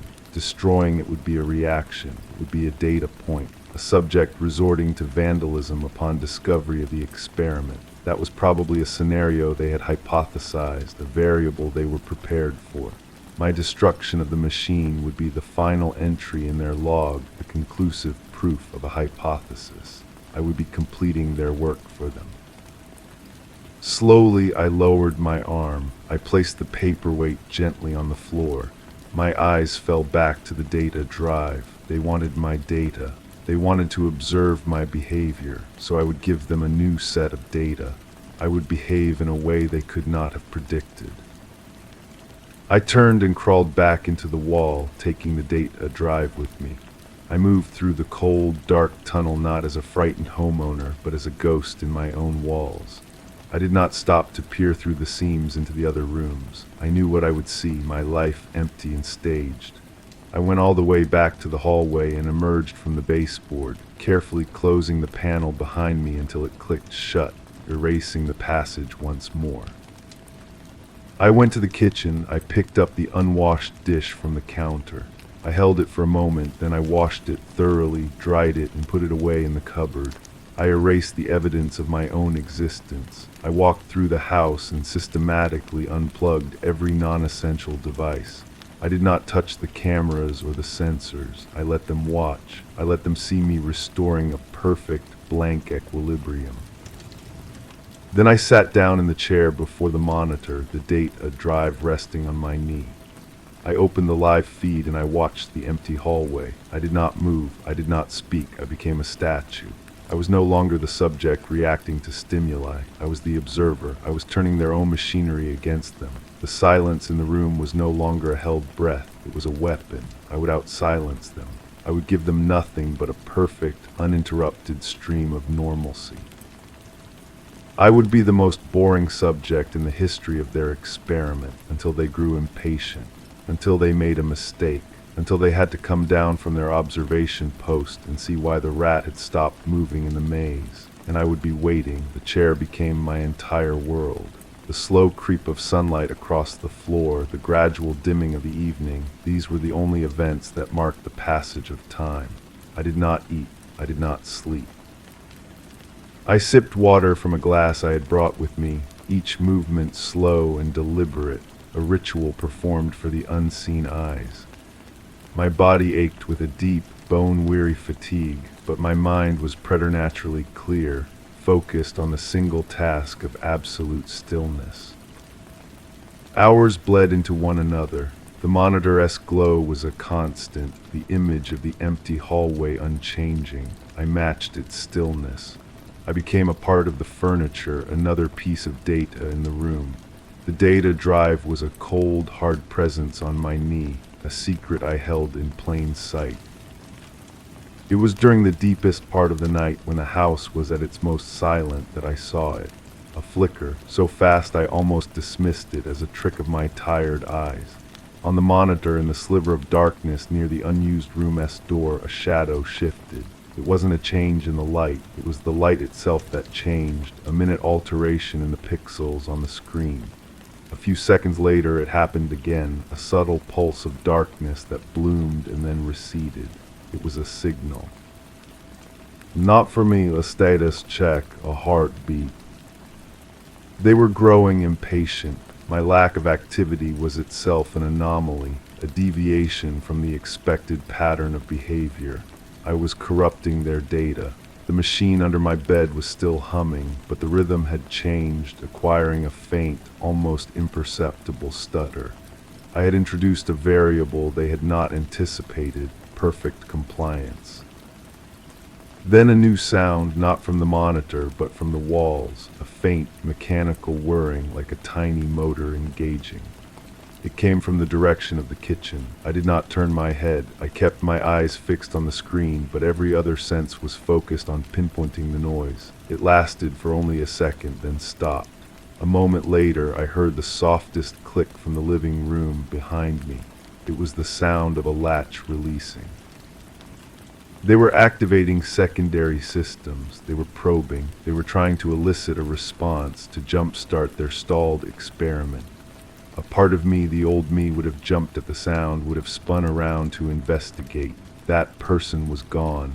I remained perfectly still, my breathing even and slow. I was a black hole, absorbing all stimuli and giving nothing back. The waiting stretched on. The faint sounds did not repeat. The shadow on the monitor did not flicker again. They had withdrawn, recalibrating. The silence felt different now. It was a tense, electronic silence, a system holding its breath. I had won this round. I had forced a reaction from the observers. The balance of power had shifted, if only by a fraction. As the first gray light of dawn began to seep through the windows, I finally moved. I stood up, my joints protesting, my body stiff and cold. I did not look at the cameras. I walked to the kitchen, prepared a simple meal, and ate it standing at the counter, my movements economical and quiet. I was performing normalcy, but it was a calculated performance, a show put on for an audience that was now, I knew, watching with heightened interest. Every action was a message. I am here. I am normal. I am ignoring you. I returned to the chair, the data drive still in my hand. Its weight was a promise. They had my data. Now I would have theirs. The next move was theirs, and for the first time I was truly ready for it. The cold in the house was no longer frightening. It was simply the temperature of the arena. The day passed in the same excruciating stillness. I was a statue in a museum of my own making. The only thing that changed was the light. Then in the late afternoon, a new signal arrived. Not a flicker on a screen or a sound in the wall. The doorbell rang. The sound was so ordinary, so shockingly out of place in this web of silence that it was physically jarring. My heart, which had slowed to a metronomic crawl, gave a hard, painful thump against my ribs. I did not move. I watched the monitor. The camera on the front porch showed a woman in a crisp uniform holding a tablet, a logo for a utility company emblazoned on her jacket. She rang the bell again, her expression one of polite impatience. This was their move, a direct intervention, a new variable introduced into the environment to observe the subject's interaction with an external agent. She was one of them. She had to be. There were no scheduled inspections, no work orders. I had made sure of that. I watched her on the screen. She waited a moment longer, then lifted the tablet, her stylus moving as she made a note. She turned and walked away, her job done. The data point was collected. Subject did not answer the door. A cold smile touched my lips. I had not reacted. I had not given them anything. But the game had changed. They had shown their hand. They were willing to come to the door. That meant they were getting desperate. My inaction was forcing them to take risks. I waited until full dark, until the house was once again a capsule of quiet and shifting shadows cast by the monitor's glow. Then I moved. I went to the front door and disengaged the lock, a quiet, solid sound. I opened it just a crack. On the porch was a folded slip of paper, a missed delivery notice. I picked it up and closed the door, locking it once more. Back in the chair, I unfolded the paper under the light of the screen. It was a standard form, filled out in neat handwriting. But at the bottom, below the printed information about rescheduling an appointment, was a single line added in the same ink. The readings are anomalous. We need to install a new sensor. Please confirm. It was a message, a command, a test. They wanted to see if I would comply, if I would willingly allow them to install more of their machinery inside my walls. They were offering me a role in my own observation. I held the paper over the wastebasket by the desk. I did not light it on fire. That would be a reaction. Instead, I methodically tore it into tiny, confetti-like pieces, letting them drift down into the empty bin. I erased their message. I gave them my answer.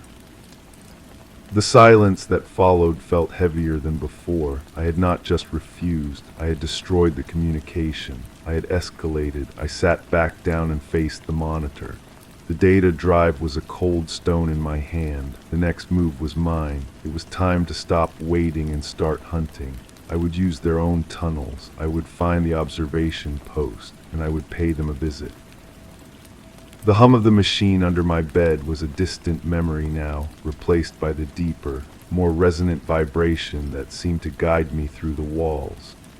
I moved with a purpose I had not possessed before, the data drive clenched in my fist like a key. The tunnel felt different now that I knew its true function. The smooth walls were not worn by time or nature, but by design, a designed pathway for unseen observers. I ignored the thin seams of light marking the other rooms. I was not interested in the staged world anymore. I was interested in the scaffolding behind it. The tunnel began to slope downward, a subtle incline that took me deeper beneath the house. The air grew colder, the metallic smell sharper. The hum intensified, no longer a single note, but a chorus of different tones, a symphony of machinery. The passage ended not at a panel, but at a ventilation grate. The metal was cold against my fingertips. Through the slats I could see a room, but it was unlike any other in the house. It was a server room. Racks of blinking electronics lined the walls, their lights casting a cool blue glow over the concrete floor. Wires and cables snaked across the ceiling and into conduits that disappeared into the raw concrete. This was the source, the heart of the lab. And there in the center of the room was a single chair. It faced a bank of monitors, each one displaying a different camera feed from my house. My kitchen, my living room, my bedroom. The chair was empty. The grate was held in place by 4 simple screws. My tools were in the outside world, the world I was refusing to engage with. I looked at the data drive in my hand, its hard plastic casing. Using a corner of the drive, I began to painstakingly turn the first screw. It was slow, clumsy work. The drive slipped, scraping my knuckle against the metal grate. A bead of blood welled up, but I felt no pain, only a fierce concentration. The first screw clinked softly onto the floor of the tunnel behind me. I worked on the second, my breath fogging in the cold air. The system hummed around me, oblivious to my intrusion. Or perhaps it was not. Perhaps it was watching me struggle and recording my problem-solving skills. The thought only made me work faster. The second screw gave way, then the third. As I started on the fourth, a door I hadn't seen, camouflaged in the concrete wall, hissed open. A man walked in, dressed in the same utility company uniform as the woman from the porch. He didn't look like a scientist or a guard, he looked like a technician. He walked to the bank of monitors, his back to me, and began typing on a keyboard.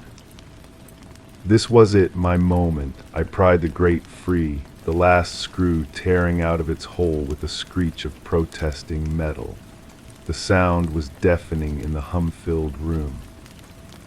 The technician spun around, his eyes wide with shock. He wasn't prepared for this. He was prepared for data, for notes, for a subject in a room upstairs. He was not prepared for the subject to come crawling out of the walls. I dropped into the room, landing softly on the concrete floor. I stood up, holding the data drive out in front of me like an offering, or a weapon. He took a step back, his hand moving to a radio on his belt. I didn't give him the chance to speak. My voice, when it came, was rough from disuse but utterly steady. "I believe you lost this," I said, my eyes fixed on his. "I'm here to return it and to audit your findings in person." The hum of the servers seemed to falter, just for a second, as if the entire system had taken a breath. The technician just stared, his mouth slightly agape, a data point that had never been theorized, a variable that had just broken the experiment. The technician's hand froze on his radio. His eyes darted from my face to the data drive and back again, processing a scenario for which he clearly had no protocol. The initial shock on his face smoothed into a bland, neutral mask, a practiced calm that was more unnerving than fear would have been. "Ma'am," he said, his voice flat and devoid of inflection, "you are not authorized to be in this sector. This is a restricted infrastructure maintenance area." I didn't move. "Is that what you call it, maintenance?" I took a slow step forward, my shoes silent on the cold floor. "You maintained my fear. You maintained my confusion. You maintained the parameters of your little study." He took a corresponding step back, maintaining the distance between us. His eyes flicked toward a small red button on the console behind him. "There seems to be a misunderstanding. This is a municipal utility node. We monitor grid integrity from here." I let out a soft, dry laugh that had no humor in it. "You monitor me. You watch me sleep. You chart my heart rate when I get scared. You have reams of data on how I react to the cold your machine pumps into my house." I thrust the data drive toward him. "This is yours. I've reviewed the contents. I found your conclusions lacking." His professional facade cracked for a microsecond, a flicker of surprise at the mention of the drive. He recovered quickly. "I am going to call my supervisor. He can clarify this situation for you." His hand moved again for the radio. "Go ahead," I said, my voice dropping to a whisper. "Call him, call all of them. Tell them the subject is in the server room. Tell them I'm not reacting to your stimuli anymore. I'm creating my own." That stopped him. His hand fell away from the radio. He was a low-level operative, a functionary. His job was to observe and record, not to engage with a hostile variable. My presence here was a catastrophic system error, and he had no code to run for it. "We can arrange for a debriefing," he said, switching tactics, his tone shifting to one of placating reason. "A full explanation. If you'll just return to your residence, we can." "My residence," I interrupted. "You mean the laboratory, the maze? No, I think I'll stay right here. It's quieter, and the view is far more interesting." I finally lowered the data drive and placed it carefully on the edge of the console.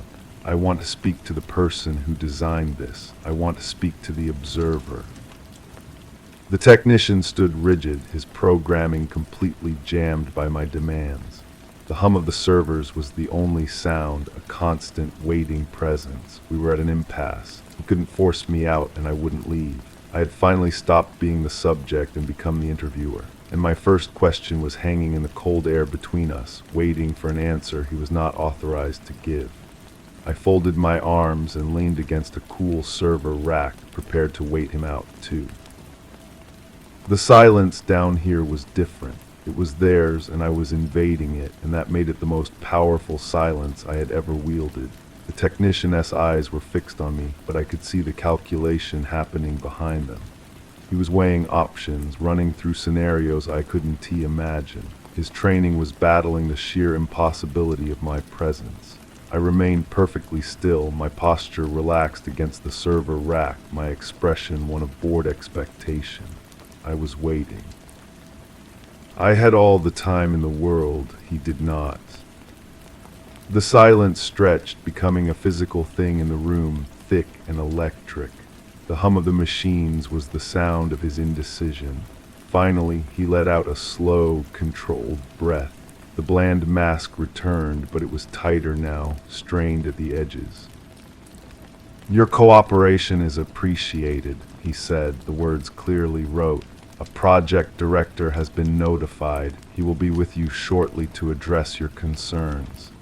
He gestured vaguely toward the door he had entered through. "If you would please wait in the adjacent briefing room, it is more comfortable." It was a transparent attempt to move me, to contain the anomaly in a controlled space. I didn't even glance at the door. "I'm comfortable here," I said. "The director knows where to find me." A faint sheen of sweat appeared on the technician's upper lip. The environment was precisely climate-controlled. His body was betraying him. He gave a curt, stiff nod and turned back to his console, his movements jerky. He began typing, his fingers tapping out a rapid, staccato rhythm on the keys. He was sending a message, a warning. I closed my eyes, not in weariness, but to listen, to feel. The rhythm of the room had changed. The hum of the servers was the same, but beneath it, something new was emerging. A different kind of vibration, a low-frequency thrum that was felt more than heard. It was the sound of something powering up, or perhaps powering down. They were changing the state of the system because of me. When I opened my eyes, the technician was watching me again, a new tension in his shoulders. He had delivered his message and received new orders. His part in this was nearly over. The camouflaged door hissed open again. A man stood there, older, dressed not in a uniform, but in a simple, dark sweater and trousers. He had the calm, assessing eyes of a senior researcher, a man who studied results, not dials. He looked at me, then at the terrified technician, and finally at the data drive sitting on the console. He stepped into the room, and the door sealed shut behind him. "Hello," he said. His voice was quiet, measured, and devoid of any pretense of being a utility worker. "I see you found our nerve center." He didn't apologize. He didn't explain. He simply acknowledged the fact. I pushed myself off the server rack and stood to my full height. "I have." He nodded slowly, his gaze taking in my appearance, my stance, the absolute lack of fear in my eyes. He was evaluating a new data set, me, as I truly was. "You've been very still," he said. "It was an interesting choice, statistically insignificant reactivity. You broke the model." "I got bored of your game," I replied. "I decided to play one of my own." A faint, almost imperceptible smile touched his lips. "And what is the objective of your game?" "Transparency," I said, taking a step toward him. The technician flinched, but the director held his ground. "I want to see the rest of the data, not just mine, all of it. I want to know what this is for." The director's smile faded, replaced by a look of genuine, clinical curiosity. "That is a significant deviation from the established parameters." "The parameters have changed," I said. "You can either show me, or I will take this drive and every other one I can find in this room and walk out the front door. Your choice." The low thrum in the room seemed to intensify. The director held my gaze for a long moment, and I saw it in his eyes. Not anger, not fear, but a profound and unsettling fascination. I was the most interesting thing that had happened in his lab in years. "Very well," he said. He turned to the console and entered a long series of commands. A monitor flickered to life, displaying a complex database interface. "Let's begin with the initial hypothesis." He gestured to the chair. I did not sit. I remained standing, looking over his shoulder at the screen as he navigated through layers of files. The interface was clean, efficient, and cold. "The project was conceived to study resilience," he began, his voice a calm, explanatory monotone. "The human capacity to adapt to a controlled, perceived threat. The parameters were designed to be ambiguous, to allow the subject's own psychology to become the primary variable." He pulled up a file. It was my file. A photograph of me taken before I ever entered the house stared back from the screen. Next to it were reams of data, physiological metrics, sleep patterns, psychological assessments. Your profile suggested a high probability of successful adaptation. You were selected because of your self-reliance, your analytical nature. He scrolled down. The initial stages proceeded as expected. Elevated stress responses, followed by a period of acclimatization. Then you deviated. He opened another file. This one was a video recording, time-stamped from the night I had first noticed the cold. I watched my own grainy image on the monitor, saw myself pause in the hallway, a look of dawning suspicion on my face that I hadn't even been fully aware of at the time. You began to search for patterns where there were only system parameters. You became meta-aware. You started testing the environment instead of simply reacting to it. This was unprecedented. He said it with a hint of scientific pride. "Show me the others," I said, my voice hard. He hesitated for only a second before complying. He opened a directory simply labeled Archives. A list of names appeared, each with a date range. There were dozens. He selected one at random. A new photograph appeared, a man younger than me with a tense expression. His data stream was similar to mine at first, elevated heart rate, disrupted sleep.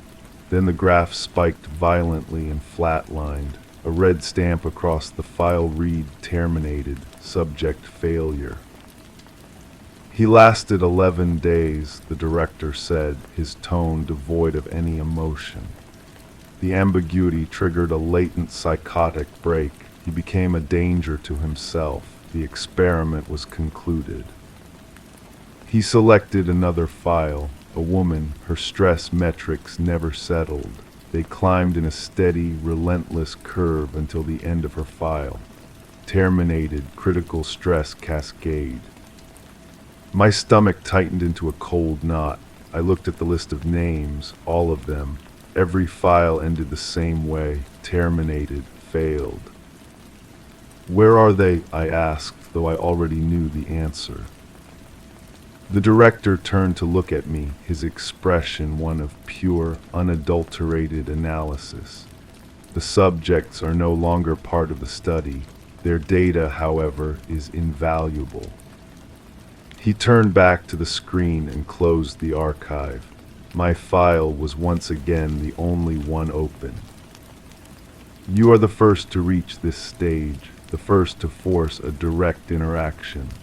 You are, for all intents and purposes, the only successful subject we have ever had." The hum of the servers filled the silence that followed his words. The successful subject, the only one who hadn't broken, who hadn't been terminated. The cold in the room seeped through my skin and into my bones. I wasn't a resident. I wasn't just a subject. I was a survivor in a graveyard. The director was watching me, waiting for my reaction, ready to record the next data point. I looked from my photograph on the screen to his expectant face. I had wanted the truth, and now I had it. It was worse than I could have ever imagined. I finally understood the real experiment. It was not about resilience. It was about breaking points. And I had just been told I was the only one who hadn't found mine yet. The observation was far from over. It had just entered a new and much more dangerous phase. The silence in the room was no longer mine to wield. It was theirs, a vacuum waiting to be filled with my reaction. I could feel the weight of the director-esque gaze, the technician-esque nervous anticipation. They were waiting for the data point. Would I scream? Would I cry? Would I break down at the knowledge that I was alone in a house of ghosts? I did none of those things. I let the cold truth settle deep inside me, where it froze solid, becoming a core of absolute resolve. I looked past the director at the bank of monitors showing my empty, staged world, my prison, my laboratory. I turned my gaze back to the director, and I allowed a small, cold smile to touch my own lips. It was an expression I borrowed from him, a mirror of clinical detachment. Successful, I repeated, the word hanging in the air between us. So what's the next phase of the study? What do you do with a successful subject? The director's eyes lit up with that same unsettling fascination. He had expected fear, rage, despair. He had not expected this. Curiosity, engagement.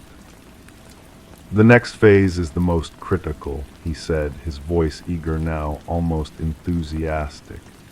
We study the sustainability of resilience. We introduce new variables. We test the limits of adaptation under continued, escalating duress. We discover what it truly takes to, he searched for the right word, to maintain. To maintain, I echoed. I understood. They would never stop.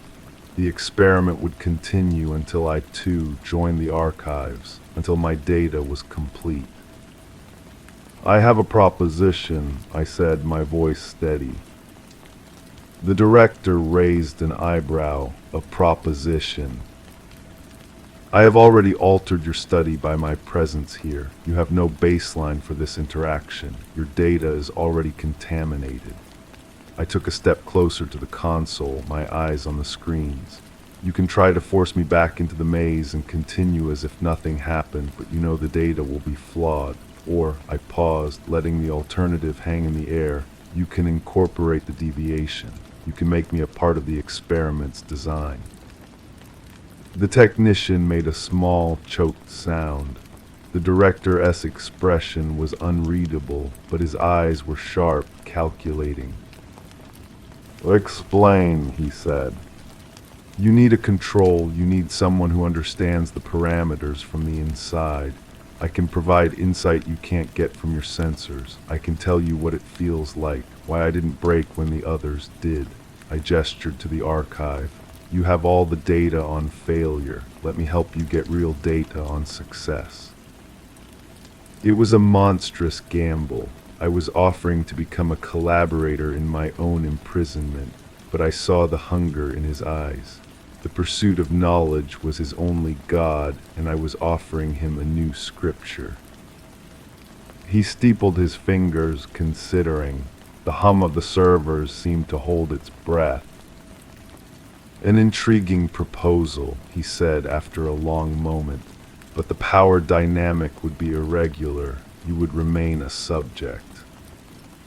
Of course, I said, but a subject with access, a subject with questions that you will answer. You will show me everything, the funding, the purpose, the people who authorized this. I was not just asking for my life, I was asking for the whole truth. The director smiled then, a real smile that was more terrifying than his clinical mask. He saw it as the ultimate test. Could the subject, even when aware of the entire apparatus, continue to function? Could she even help run the machine that caged her? Agreed, he said. He extended a hand not to shake, but to gesture toward the keyboard. Your first analysis, why did you not break? I looked at the keyboard, then at my own hands. I thought of the long, still hours, the cold, the fear I had swallowed until it became fuel. I realized it was a system, I said, my fingers hovering over the keys, and any system can be learned, any system can be used. I began to type, pulling up the data from my first week. You see this spike here? That wasn't fear. That was the moment I started hunting. I turned my head and looked at him, my new partner, my chief observer. Shall we begin?